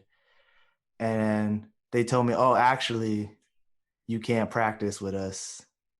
You're not eligible. And I was like, what do you mean I'm not eligible? And it was like, damn, they just took away football from me. The only thing I knew, like that's the only thing I could identify with the use to actually learn to meet people. So like once they took that away from me, I was like, damn, well, this is gonna suck in college. And then I guess like the next day, I got a phone call from one of the coaches. I don't remember specifically. And he was like, oh, actually, you could actually practice with us. You're able to practice. You just can't play in any games. I was like, that's better than nothing. And then I took that and I was like, that's when I first started like, maybe sometimes when bad things happen, something good could come out of it. Because if they found out I was ineligible later, they would just say, oh, no, you can't play, blah, blah, blah. But like, since it was like early on, they found out early on, they could look for a loophole, I guess. So that's when I think I started getting more optimistic about things. I respect it, man. I'm glad I could play a part. You know what I'm saying? Top 10 religious people in your life. I'll take that. Well, I don't even think it is 10. So okay. top I'm, 5. You're up there. I'm up there. Top Yeah, number. I'm up there. Top number. Yeah, top number. That's hilarious. I had this actually funny story happen over the weekend. I was hanging out with my friend, and I was gonna say something. I was like, "Nah, this isn't a good idea," because I'm just like, you know what? Sometimes you have some wild ass thoughts, right? Just check yourself. So I told him, I'm like about to say something. I was like, nah, actually, I shouldn't say this. And then he was like, I'm gonna set a 15-minute reminder on my phone for like just to remind me to ask you what happened. And I was like, yo, choose peace. See, I'm a big advocate. Even if it's inappropriate, just say it. Even if it's like something you think is bad, just gotta let it out. I don't have a filter. You know, I'd be saying reckless things, Tyler. I know. I mean, I'm pretty reckless myself, but that all changes when you married. Sometimes you just gotta let that stuff go. You gotta let it go real quick. I brought that up to say that like I feel like my relationship with God has changed when I chose peace. Because when I realized like, oh, like don't even stress out, let the world work, let it happen. And then something happens that you don't expect. And like you chose peace and then you got what you wanted. You didn't have to stress out. You didn't have to put yourself through all of that. All you had to do was accept it, move on. And, God works in mysterious ways. Wow. Yeah. I feel like that's what most religions is about, is finding that inner peace. I think most of them really talk about that in general. I mean, I am I'm a Christian, and I believe, Jesus died, and rose again. Let me make that specific. He didn't just die; he rose. But most of it really is finding peace. I feel like what really changed my perspective, like going to Catholic school and seeing how many people is like caught up in the tradition or like the actions, when I mean, in my opinion, like a lot of that stuff don't really mean much. I mean, I've seen people do some wild stuff at night and then say they're gonna go to confession And, and I'm like, I don't know if it's supposed to work that way. Like, you can't just do the things we saw and then go to confession. I just can't. I don't know if that's possible. Ooh, let me put that on my list. Oh my God. You know, and then I know some people that take a lot of I don't know if I'm gonna saying this right. Some people take a lot of the stuff in the scripture literal. But to me, I have a different, like, I don't want to say I have a different understanding of the Bible. Like, a lot of people take them Old Testament stories and be like, well, why did this happen? Why did that happen? And I'm like, fam, don't nobody care what happened in the Old Testament. Like, nobody cared. It's all about love God, love your neighbor. And then, my favorite scripture, oh Lord, don't let me go blank now. Oh, my favorite scripture is be anxious for nothing. You know what I'm saying? Be anxious for nothing. And with all things, let your requests be made known unto God, and in the peace of God shall be with you. You know what I'm saying? Like, I'm not about to be tripping. You know, he don't want you to have that anxiety. You put that care on him. But I feel like some people just feel like I could see why a lot of people would go away from the religion being, having to stand up, sit down, sit there for an hour, listen to somebody talk, stand up, sit down. Like, a lot of that stuff. Oh man, no Catholic Just stand up. Remember graduation, bro? Oh, the baccalaureate, I mean. I fell asleep during the baccalaureate. Then come to find out, we rushed up there. You didn't even have to go. We could have spent another night just like kicking hanging out with the friends. That daggone. I'm sorry. Y'all didn't walk or what? No, we walked. Oh. So the baccalaureate was the day before the graduation. The day before graduation is like a mass. Yeah, it was a whole and mass. They trick you to stay for the mass because they do the award ceremony right after the mass. It goes straight into the mass, and then you can't no sneak awards. Out. Yeah, and I thought it was something important. I was like, we was in Cape Cod. We drove 3 hours to get to that thing. It was like, fam, this was like the biggest waste of time. And I was running late. Like, I ran late. I should have just never went. I should have just stayed home. Oh my goodness. But that was a trip. I was thinking about what I was talking about earlier, and I was thinking about I just watched Ma Rainey's Black Bottom. Great movie. You know how Chadwick Boseman went on that whole thing about him and God? Yeah. That's how I felt. Yeah. Not that strongly, but that's how I felt. Damn. Every time y'all bring something up. I feel like we should. You ever seen that movie? You ever seen that movie? I saw the beginning, but I fell asleep because it was Christmas. Oh, it's okay. I don't blame you. I don't blame you neither. I don't see nothing wrong with being mad at God, though. Like, that's just part of the human, like, that's just part of being human. Like, what is wrong with asking God why? I don't think it's not. I mean, God wants you to have a relationship with. So if you're not, if you have those questions, you should be able to talk to him and get an answer. If we supposed to have that type of relationship. Like, yeah, I mean, I feel like we don't hear that perspective often, though. Like, a lot of people feel like it's wrong to be mad at God. So I'm just like, that's why I'm like, this is new. I mean, why not? Like, stuff happens, okay? If stuff happens in life we can't explain.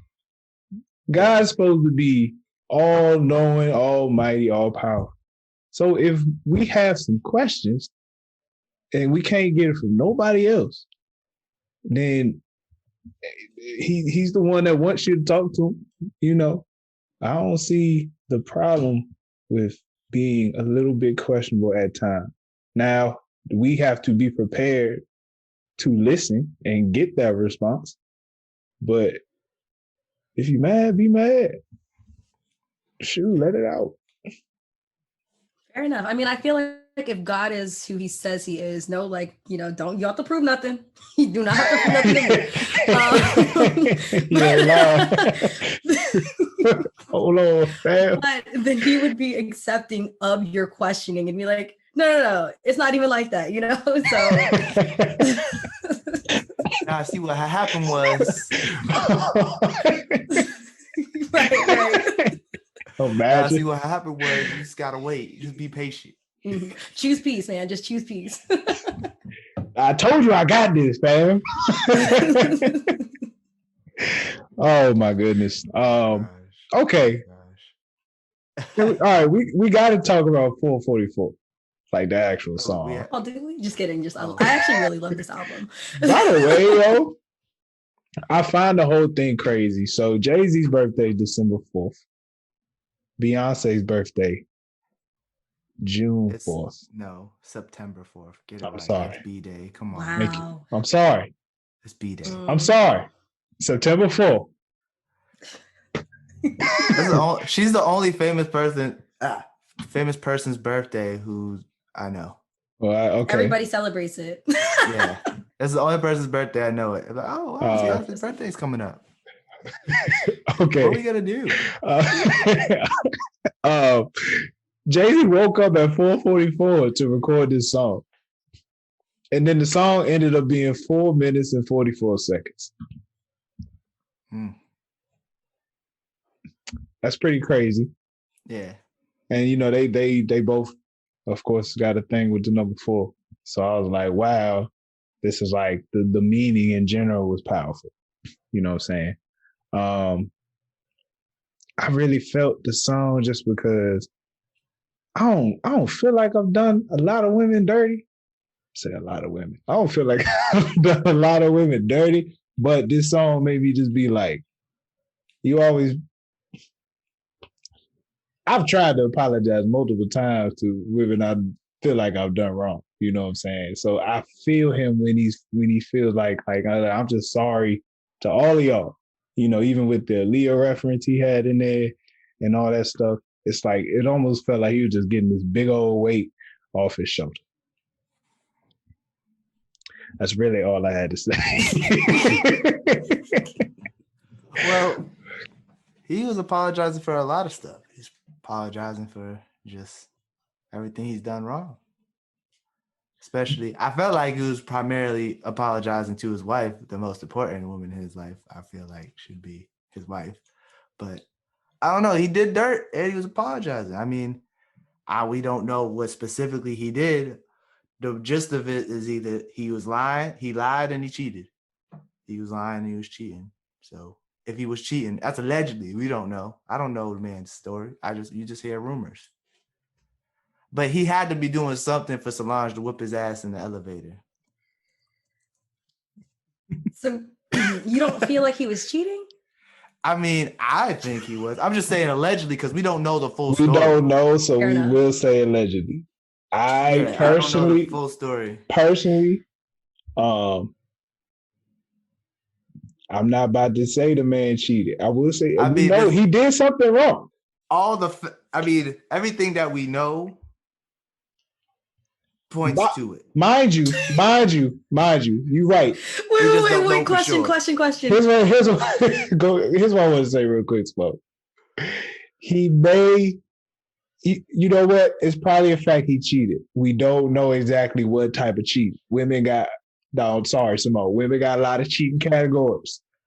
As they should, as we should. I got so defensive there. But what I want to say, was it beyond a reasonable doubt? Go ahead. Okay, I'm done.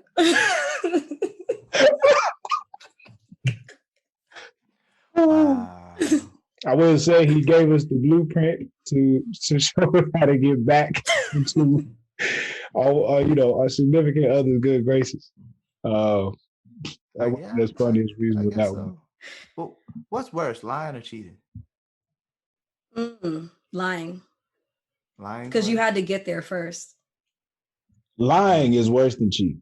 Because you had to get there first. If you cheated, then you lied. So I'm just gonna make that the offense, so that way you can't offend past that. Because if you leave the house and I'm like, where are you going? Oh, you know, something shady, True. right? He You had gotta to. lie to cheat. Mm-hmm. But what if you don't lie? We would say, "Oh, I'm going to homeboy's house," and you really was, but next thing you know, you're the I mean, cheater. but then after you cheat, if you lie, then that's the offense now. It's not only that Okay. you cheated, it's that you lied. See, that's what Okay. I'm thinking. I really think him lying is the worst part about the whole thing. I It think has that's to what be. Beyonce said, right? She's like, now this other woman knows more about you than I do. Mm. He said that too. He said that too. Or I maybe, can't, okay, he maybe it put was, in I don't some know. other words, but They both yo, said it. Okay. He said something about I let some woman know. He said something like very similar like that. Mm-hmm. I let someone in instead of who I should have let in. Who was his wife. Yeah. do you feel like, Jay, do you feel like you empathize well with do you feel like you have empathize well with women? What do you mean? Like, Jay-Z said it took his child to be born to see through a woman's eyes. yeah. I empathize great with women. I understand their struggle. Well, I don't understand it, but I empathize No, with it. Because like I feel I like I'm really hate always on that the sentiment. woman's side. I feel like I'm always on a woman's side more than I'm on a man's side when it comes to like unless like the woman does something is fully in the wrong. Now I feel like 9 times out of 10 I'm usually on the woman's side. I don't know why. is that empathy? What does it take? Simone, what do you feel like it would take for a man to have like empathy for a woman? I'm so sad that it takes a whole other human, Yeah. like a whole daughter. I was thinking that when he Like said that. I really hate that sentiment that like, oh, I had to actually care about someone who was a woman before I actually cared about women. But not So even that I said my vows and I said that I love someone. yeah. I had to see her go through like how many hours of labor and produce a child in order for me to care about women. You And have to she had a bunch of share it. miscarriages too. We have to at this point have empathy for Jay-Z a little bit because it's the same man that sold crack, shot his brother, had to get it out the gutter. You really can't have a lot of emotion when you trying to when you live in this type of lifestyle and then making it to his But he level of ain't lived success. that lifestyle for over 20 years. Fam, is PTSD not a thing? You don't think 25 years. you don't think he still made moved took all the stuff he learned and still used it in business throughout this He whole definitely time? did. He definitely did. But I'm saying like, I And you don't can't know. put a time limit on that type of stuff. I guess not. I mean, you kind of have to be ruthless to shoot your own brother. Shot his own brother. Yeah. I have a half brother. I don't know him that well, but if I had a brother that I knew real well, I don't think I'd be able to shoot him. And Did you just okay? I'm gonna leave that. and it takes like the level of ego that the man had to have to be able to maneuver and be that successful. It can't be easy to just all of a sudden turn that switch on. Can it? I mean, he has to. I mean, I think yes, I think you're correct. But I think that as humans, we have such a range of ability. So I think that we're kind of making excuses when we all are capable. And the amount of money that he has speaks to his ability also. Like the more money you have, the more things you can do in general. So I don't know. It kind of seems like we don't have to give him so much grace. I think that we should take into context, everything that he grew up with and everything. But at a certain point, I'm not sure like what year. I mean, like we shouldn't hold Jay-Z accountable, right? Like that's not our responsibility. But I'm not sure what year he should be held accountable. Yeah. I think it's before like 50, but Yeah. I'm just not sure when we get there. Fam, he said, I said, don't embarrass me instead of be my When I heard that, I said, "You savage, bro." Oh man, Hey, girl. Hey, look. that's why Solange whooped his ass. I know I messed up, but don't embarrass me out here. I mean, Oh God. Solange whooped him in that elevator. Hey, you see him blocking it though. Well, it's all you could do. Hey, Beyonce was just I swear, I standing wish in you the would touch my corner. sister. Yo, Beyonce was standing in the corner like She was like, "This is what you get. This is what you get." She the crazy one. She said, "Y'all heard something?" I ain't seen nothing. Man, and then oh my goodness. I think the deepest part of that song was him talking about having to explain that to his daughter later in life.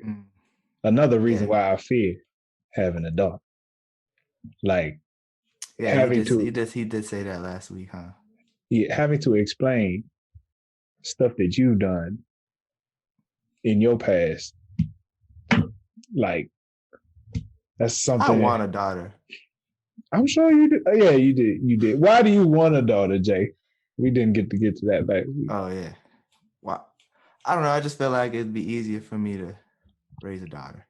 I feel like raising a daughter, like you was talking about, like, oh, when a man has a daughter, they're usually like super close, and then once they reach a certain age, it's that they distance apart. I don't think that'll happen with me. I'm gonna keep it straight up with my daughter all the time. Simone?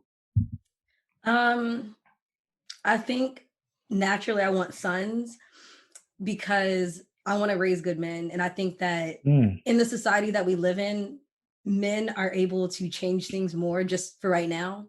So I think it's more important. I don't want to say that. I don't think it's like, I think it's important to raise, I think it's most important to raise good sons. Yeah. Raise good daughters also. But if men have more power, then it's just more important for people in power to be better people. I do think in this society, men, and black men specifically, just gotta do better. We have to be better examples, better with our relationships with women. Like it's been a long history of just like craziness, man. Like absolute craziness. Like you said, I feel like if I went and if I like called my aunt, called your grandmother, and like they just start talking about like stuff that happened back in the day, you just be like, yo, it's absolutely nuts, man. Like, dude, before the internet, a brother could have a whole different family in another state. Yeah, they used to hold it down. Whole separate family, another wife and kids. And it's like that's Jay-Z talking about the importance of family and having to stick together, and I think it does start with the man. But I'm curious. Like, Jay, do you feel the pressure of being a man? Like, do you feel the pressure of being like the man, the head of a family? Nah, I ain't stressing it. I don't stress it. It's like I've already had to take the responsibilities of not being the man of the family, but being the one to go and get things done. Like in my household growing up, my uncle was the breadwinner. He brought in the money and all that stuff, and he like held it down and worked. But I was the one who had to go do everything. Like I was sent to do everything, and like just being the one that was like responsible for getting things done. Like I don't feel like when it's that time for me to be the head of my family, I know whatever I need to get done is gonna get done, and like if I need to work super long just to make sure my family has food on the table, I ain't stressing it. It's like it comes. It's gonna come. Yeah, but you also have to think about the other side of life. Like when you're older, like it's not just work. It's like you can work as hard as you want to, but if your daughter needs to talk to you about certain things, Yeah. it's also Well, about being that emotionally intelligent and yeah. also Well, just being there in general. yeah. Well, that's another thing. Like, well, I've always had like my uncle around. If I did have something going, I knew I was never afraid to speak to anyone in my household when I knew I had something going on. So maybe I should have threw that in there in my little thing. But, I'm about to say we literally just talked about this last week about not just being a provider.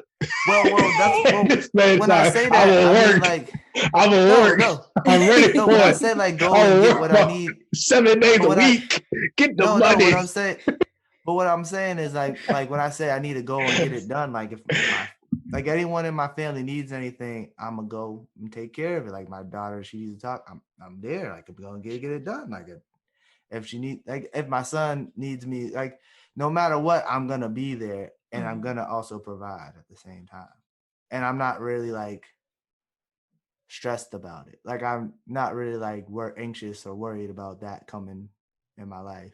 I personally am so worried about being a mom. Excuse me. I don't know. It stresses, like just having a dog stresses me out. Like, am I good? Like, you can't talk to a dog. I don't know. Like, you can't talk. You don't. Oh, Would you like more food, less? Outside time. So I'm so stressed. If you're gonna judge it off of being a pet parent, then I'm failing horribly. My cat hates me. Well, that's a cat. You don't worry about their opinions. Yeah. My cat, nah. You should see what my cat is. How my cat is with my girl. She He had a loves cat her. before, though, ain't she? Yeah, but like, so I love the cat too. He don't hug me or rub up against me like he used to. He used to lay on my chest when I was on the couch. He don't do that no more. So what did you do? He be yelling at that cat, yo. He be yelling at that cat. See, I yell at him when he does something bad. Okay, so we can't. But it's a cat. It's not a person. I should Bro. treat him like a human. Treat him like a human.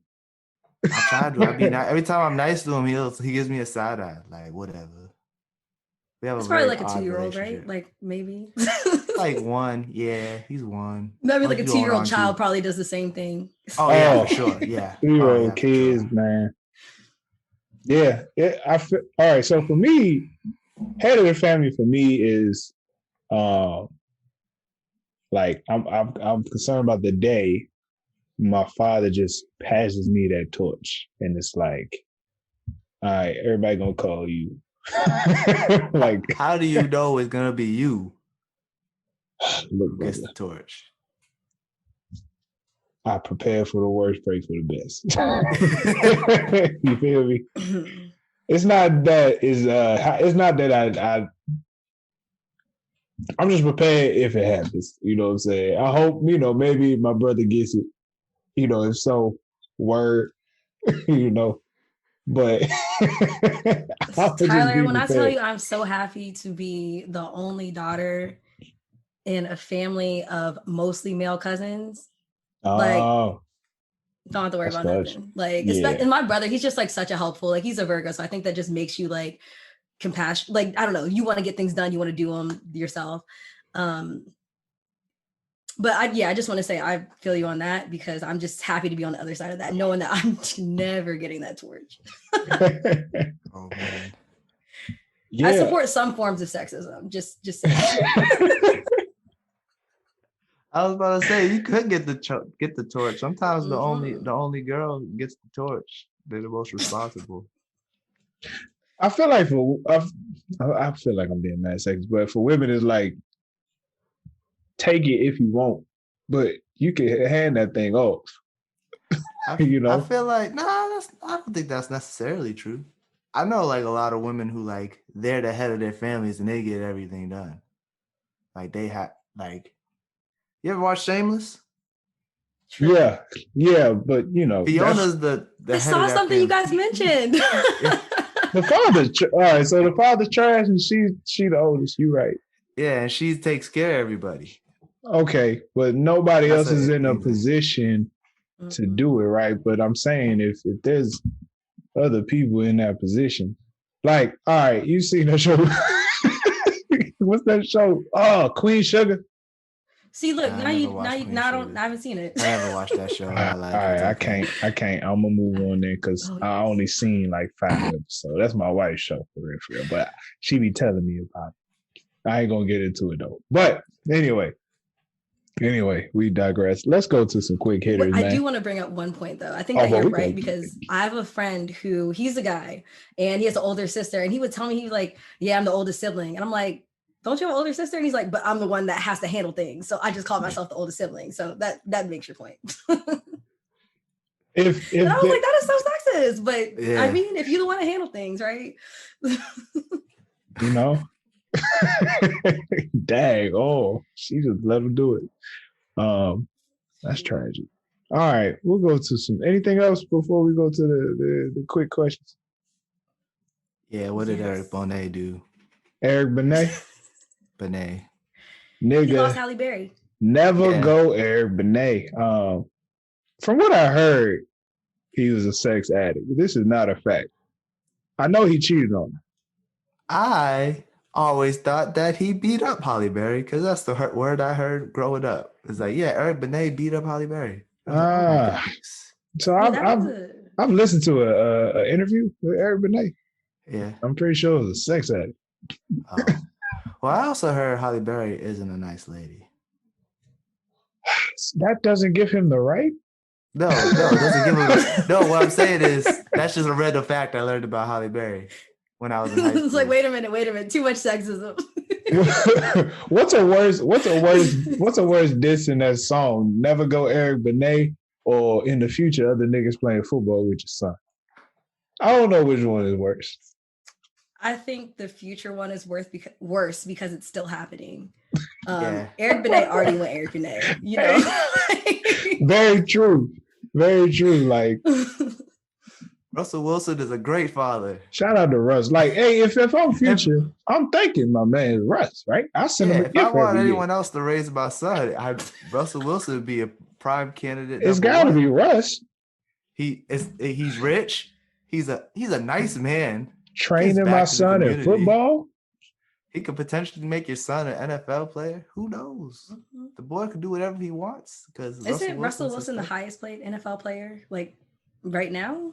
Or highest paid quarterback? It changes every year, to be honest. Yeah, it changes every year. Well, yeah, my information. I think he was at one point. When he got the contract, he was the highest paid quarterback. Yeah. He actually won Walter Payton Man of the Year this year. So shout out to Russ, man. He's our Thank You Black Man this week. He is our Thank You Black Man. I picked him. Okay, man. Wait, my last thing I have to mention before we wrap up. Nah, go ahead. Okay, so I feel like everybody had this moment listening to the album. I'm not sure exactly which song it was, but I know it was like this moment where I was like, is that Beyonce? You talking about on which one is it? She was on a couple songs. It's like halfway through, and there was like this run that she was doing. You're like, wait a minute, that's Beyonce. Which one? She's singing the vocals on one song. She's just not credited on it. No, man. He's like in the background and like, yeah. It wasn't Family Feud because she's credited on it. But it could be, you could be talking about Family Feud, but there's another song she's singing in the background, and true. I swear. Which one, bro? I don't trust your ear. I don't trust your ear at all. So you're going to have to tell me. You don't trust my ear. No. Wow. You know what? I could just be talking about Family Feud. I did. Family Feud, it was a Clark Sisters sample. But Beyonce did come in and give a little, little background. The music video was great for that one. The music video was crazy on that one. Did you watch it, Simone? No, I just listened this time. Yeah. By the way, Simone, the music videos are all like movies. The album is a whole experience. I don't know if you got title, but he got like whole 8-minute films for each movie. And then for about 4 songs, he has like footnotes where they talk to like Anthony Anderson, Chris Rock, whole bunch of comedians, and just about like their feelings. And I was like, yo, I like, you really get something from the full experience I feel of the that. album. So. But see, y'all asked me to listen to the album, not the project. Oh, so I just listened to the album. No. Just asking if you got interested. We was just, I was just, that's for your visual pleasure later on. If you had like you don't have to watch the music. The music video, Michael B. Jordan was killed in the beginning. Yeah. Man, and Trevante Rhodes. Rhodes and Michael B. Jordan got in a fight in the beginning. Yeah. Wow. Michael B. Jordan. I would like to see it actually. Michael B. Jordan is a impressive brother, but I must say, forget Michael B. Jordan. I wanted to say something else. No, that's my wife's crush. That's my wife's crush. But I talk so much trash on this podcast that I can't even be mad at her. Shout out to Issa. You know what I'm saying? So I can't even be mad. Yo, that Alexa commercial. Oh my goodness, bro. In the rain. I just saw it's too wet out here. Wait. Too wet. That was funny. That's how every man feels when Michael B. Jordan comes on the screen. Well, not besides Michael being a wire. Anything other than that, then I'm a little I'm a hater. And Hardball. You ever see Hardball, Simone? Oh my goodness. No, we got that movie will make you cry. Don't watch it. Yeah, it will make you cry. G baby, man. All right, let's get into the quick hitters. All right, man. Best feature on the song. I mean the album. Beyonce. I'm going with Blue. Okay. Wait, what? Blue. He said best feature on the album. Best feature. I liked I can't remember who it was, but whoever was on Smile. Oh, his mom. Gloria, his mother. Shout out to Gloria Carter. Mm-hmm. That was a good feature. Man, he really had the whole family on this job. He would have had the babies if they could talk. I'm sure they have credits. He definitely gave him credits. Man, I agree with you. Blue was the best feature. Never seen a ceiling in her whole life. Come on, bro. Nothing else made sense. The boom fact that she shakalaka, said boom that. Shakalaka. Never seen a ceiling in my whole life, bro. Boom shakalaka, boom shakalaka. Everything is shaka. I was like, yeah. Okay. Favorite song? Story of OJ. It's either Story of OJ or Family Feud, but I'm gonna go with Story of OJ just because it was so. I feel like that was one that everybody was talking about. The still nigga. Yeah, Jay. Yeah, that song got me. Moonlight. Ooh. My favorite music video and my favorite song. Yeah. He recreated Friends, but with everyone black. Issa Rae, Tiffany Haddish, Lil Rel, Gerard Carmichael. Issa. Who else? Lakeith Stanfield. Who was the last one? Who the comedian? What's the comedian name for Chicago? Hannibal Buress. Oh, Hannibal Buress is in there. Yes. I can't believe I got that one. And then who was the other woman? It was Issa Rae, Tiffany Haddish. Tessa Thompson. Tessa Thompson. Yeah. Tessa Thompson. Yeah. Shout out to her. Recreated Friends, but with black people. Yeah, no, I definitely do need to check out the visuals also. We just here to provide you with the info. You feel me? Moonlight was my favorite song. I liked it. I love Marcy Me. Marcy Me, man. He just got the bars and then like the picture he painted. It was beautiful. It was beautiful. Yeah, almost puts a tear. Oh, album was good. I like Legacy. I like Marcy Me. Yeah, Legacy was good. Adness was good. So just the whole album? Or? My favorite's Moonlight. My favorite's Moonlight. Marcy Me for me. I'm surprised nobody said Kill Jay-Z because I feel like that was a really good intro. It was, but it was an intro, I guess. Yeah. It's funny when I first heard the album, I didn't even believe I was listening. I don't know, it was weird. The first song it just felt weird. Like I was like, is this really the album? Like, cause like I know this is it, right? When I first heard it, like, okay, I guess we go ahead, It was a very different vibe. Yeah. Yeah. Yeah. Worst song.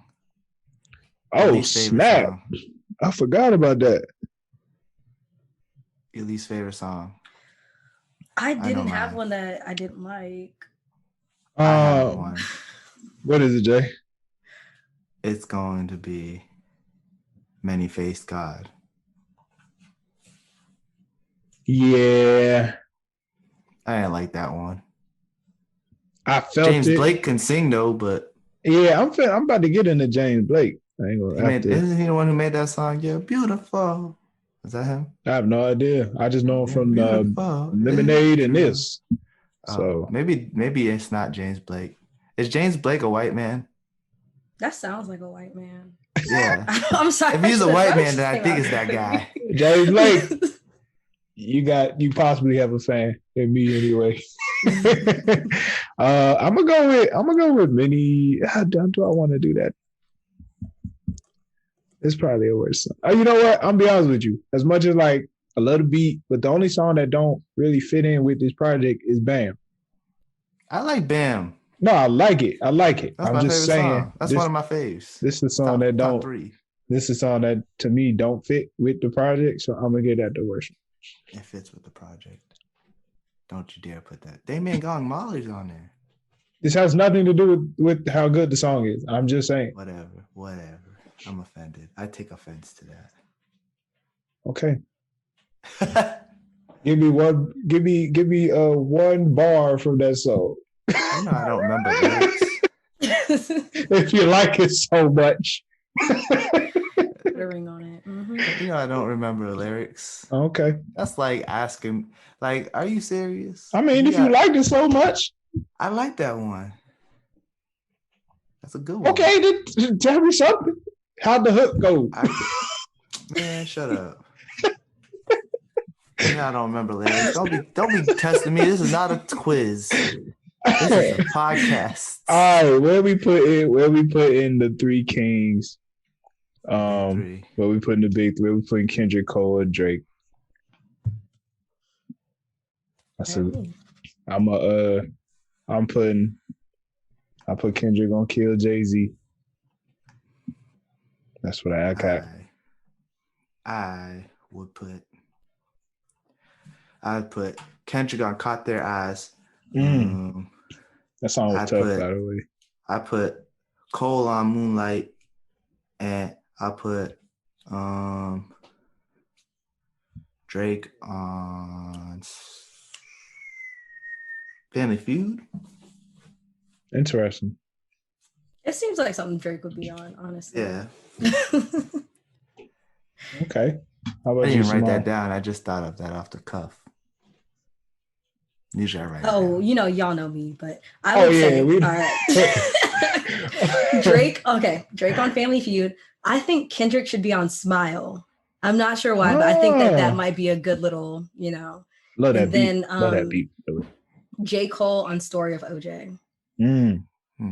Okay. Okay. All right, so I said Kendrick gonna kill Jay-Z. I thought Cole would sound good on Smile.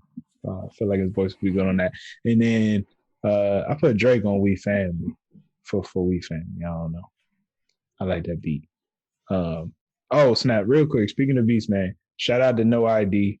He produced the whole project with Jay-Z. Jay-Z was he called himself the co-producer because he gave him the songs, but like No ID did some crazy stuff with the beats. Like it was almost like he was doing it.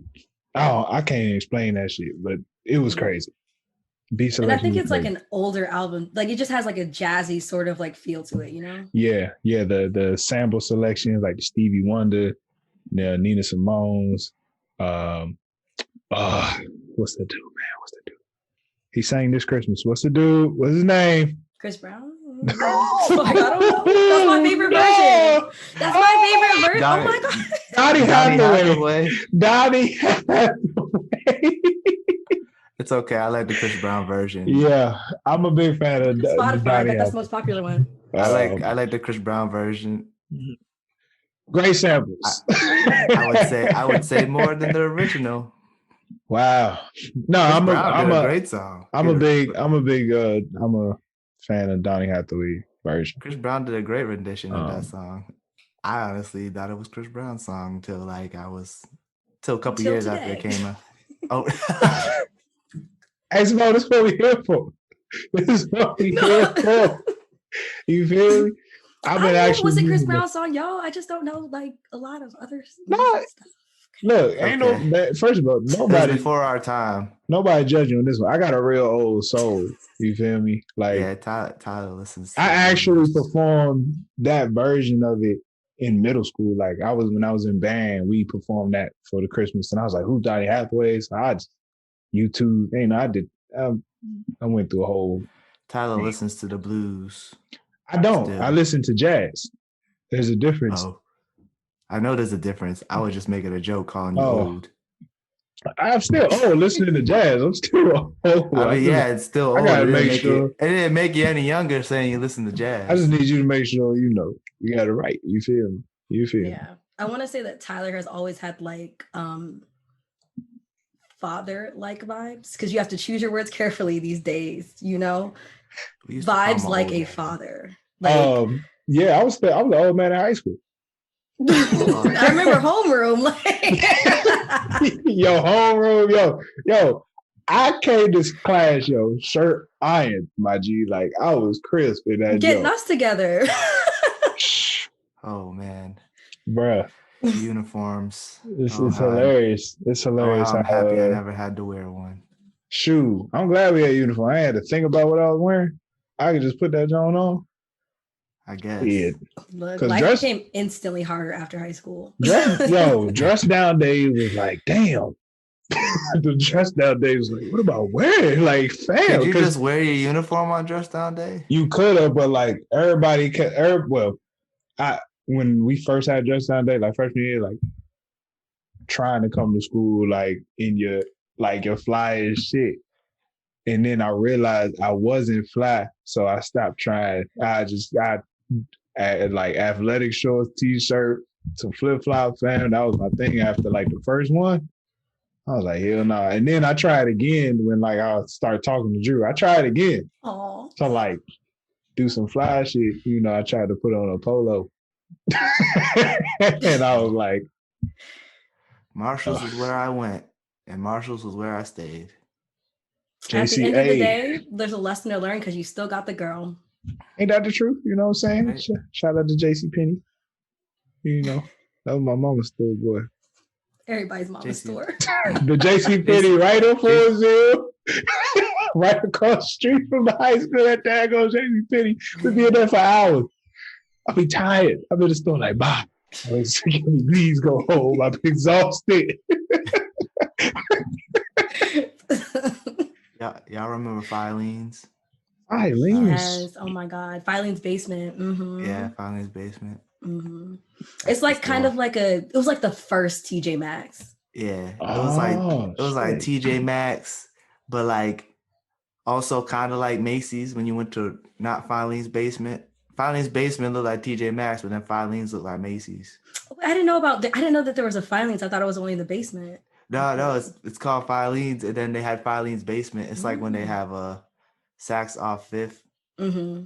Oh, snap. And they have like, what's the other one? Nordstrom Rack? Yeah. Not Nordstrom, but Nordstrom Rack. I got a gift card in there, actually. Nordstrom Rack is nice. I need to go to Nordstrom. But anyways, we would all. Where will we go with? Hey, let's wrap it up. Okay. All right, Simone. First off, thank you for coming on. Y'all, I always have a good time here, so I'm just happy to be here. You're always welcome, for sure. You say your last word. What did you think about the album, the today's podcast? The floor is yours. Yeah, I mean, this album made me think about how I just started off. It just made me think about so many things. I had to take notes. I was like, I got stuff to say this time, like for real. So it just made me think, like, especially with what I'm going through right now, with just trying to find my purpose and everything. It's helpful to look to elders, I guess. Mm. So I'm trying to like draw the conclusions that I should from this album. It's just think about the future, look to the people that you know have been through things, because like we have so many years of our grandparents, you know, like they've always been here. We don't think about everything that they've been through in those years. Like Jay was saying, you know, Jay-Z, that was 20 years ago. But so with our grandparents, that was 20 years ago too. So yeah, I think that that's what I would say wrap up with the album. It's just, it's about legacy. It's about sharing that. It's about being vulnerable. And yeah. I respect it, Jay. Yeah, I think she hit the nail on the head. It's about, you know, legacy, asking for forgiveness, you know, all that good stuff. You know, she hit the nail on the head. She kind of like, Man, I was gonna say a lot of stuff. She got me. She got me. The second week in a row. She got me. All right. She done got me. I did steal your words in my response, if that counts too. So it's okay. I was on the same page. I want to thank Jay-Z for continuing to give us $1 million worth of game for $9.99. You know what I'm saying? Seriously, you know, the talk speaking about financial wealth, speaking about having to put your ego aside,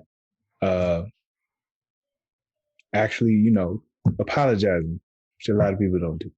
That's very important. You know what I'm saying? And learn to apologize, people. Yeah. Ain't nothing wrong with it. At a certain point in my life, I didn't apologize because I didn't plan on changing my behavior. Ooh, that's deep. Ooh. And he talks about like part of him fixing his marriage was change behavior. And so yeah, I think that's deep. That does start with an apology, huh? Wow. I mean, I know I had to during this album, I felt like I wasn't going through what he was going through, but I was fixing certain things in my life. And this was like almost a soundtrack to that.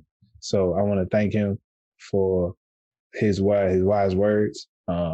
Simone, I appreciate you being on this episode. Thank you for coming prepared with questions. Like, you know, if you come late, you at least got to come prepared. we appreciate that so much. For real. Thank you for having a conversation with us. And you know, even we don't come prepared sometimes. Mostly me. Yeah. But we appreciate you, Jay. Thank you for, you know, being vulnerable today and, you know, speaking on different topics. You know, you always just, you know, an incredible co-host once again. And so, you know, you know what we didn't do last week? Plug ourselves.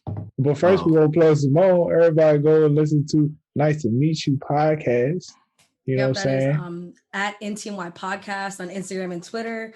Just nice to meet you. Excuse me. Just nice to meet you on any podcast app. And if you want to follow me, I'm sure you can find me there. Like we've all done digging, you know. Yeah. You can find to everybody in the DMV area, just be on the lookout for the trash pickup. I know I will, for sure. Mm-hmm. So be on the lookout for that.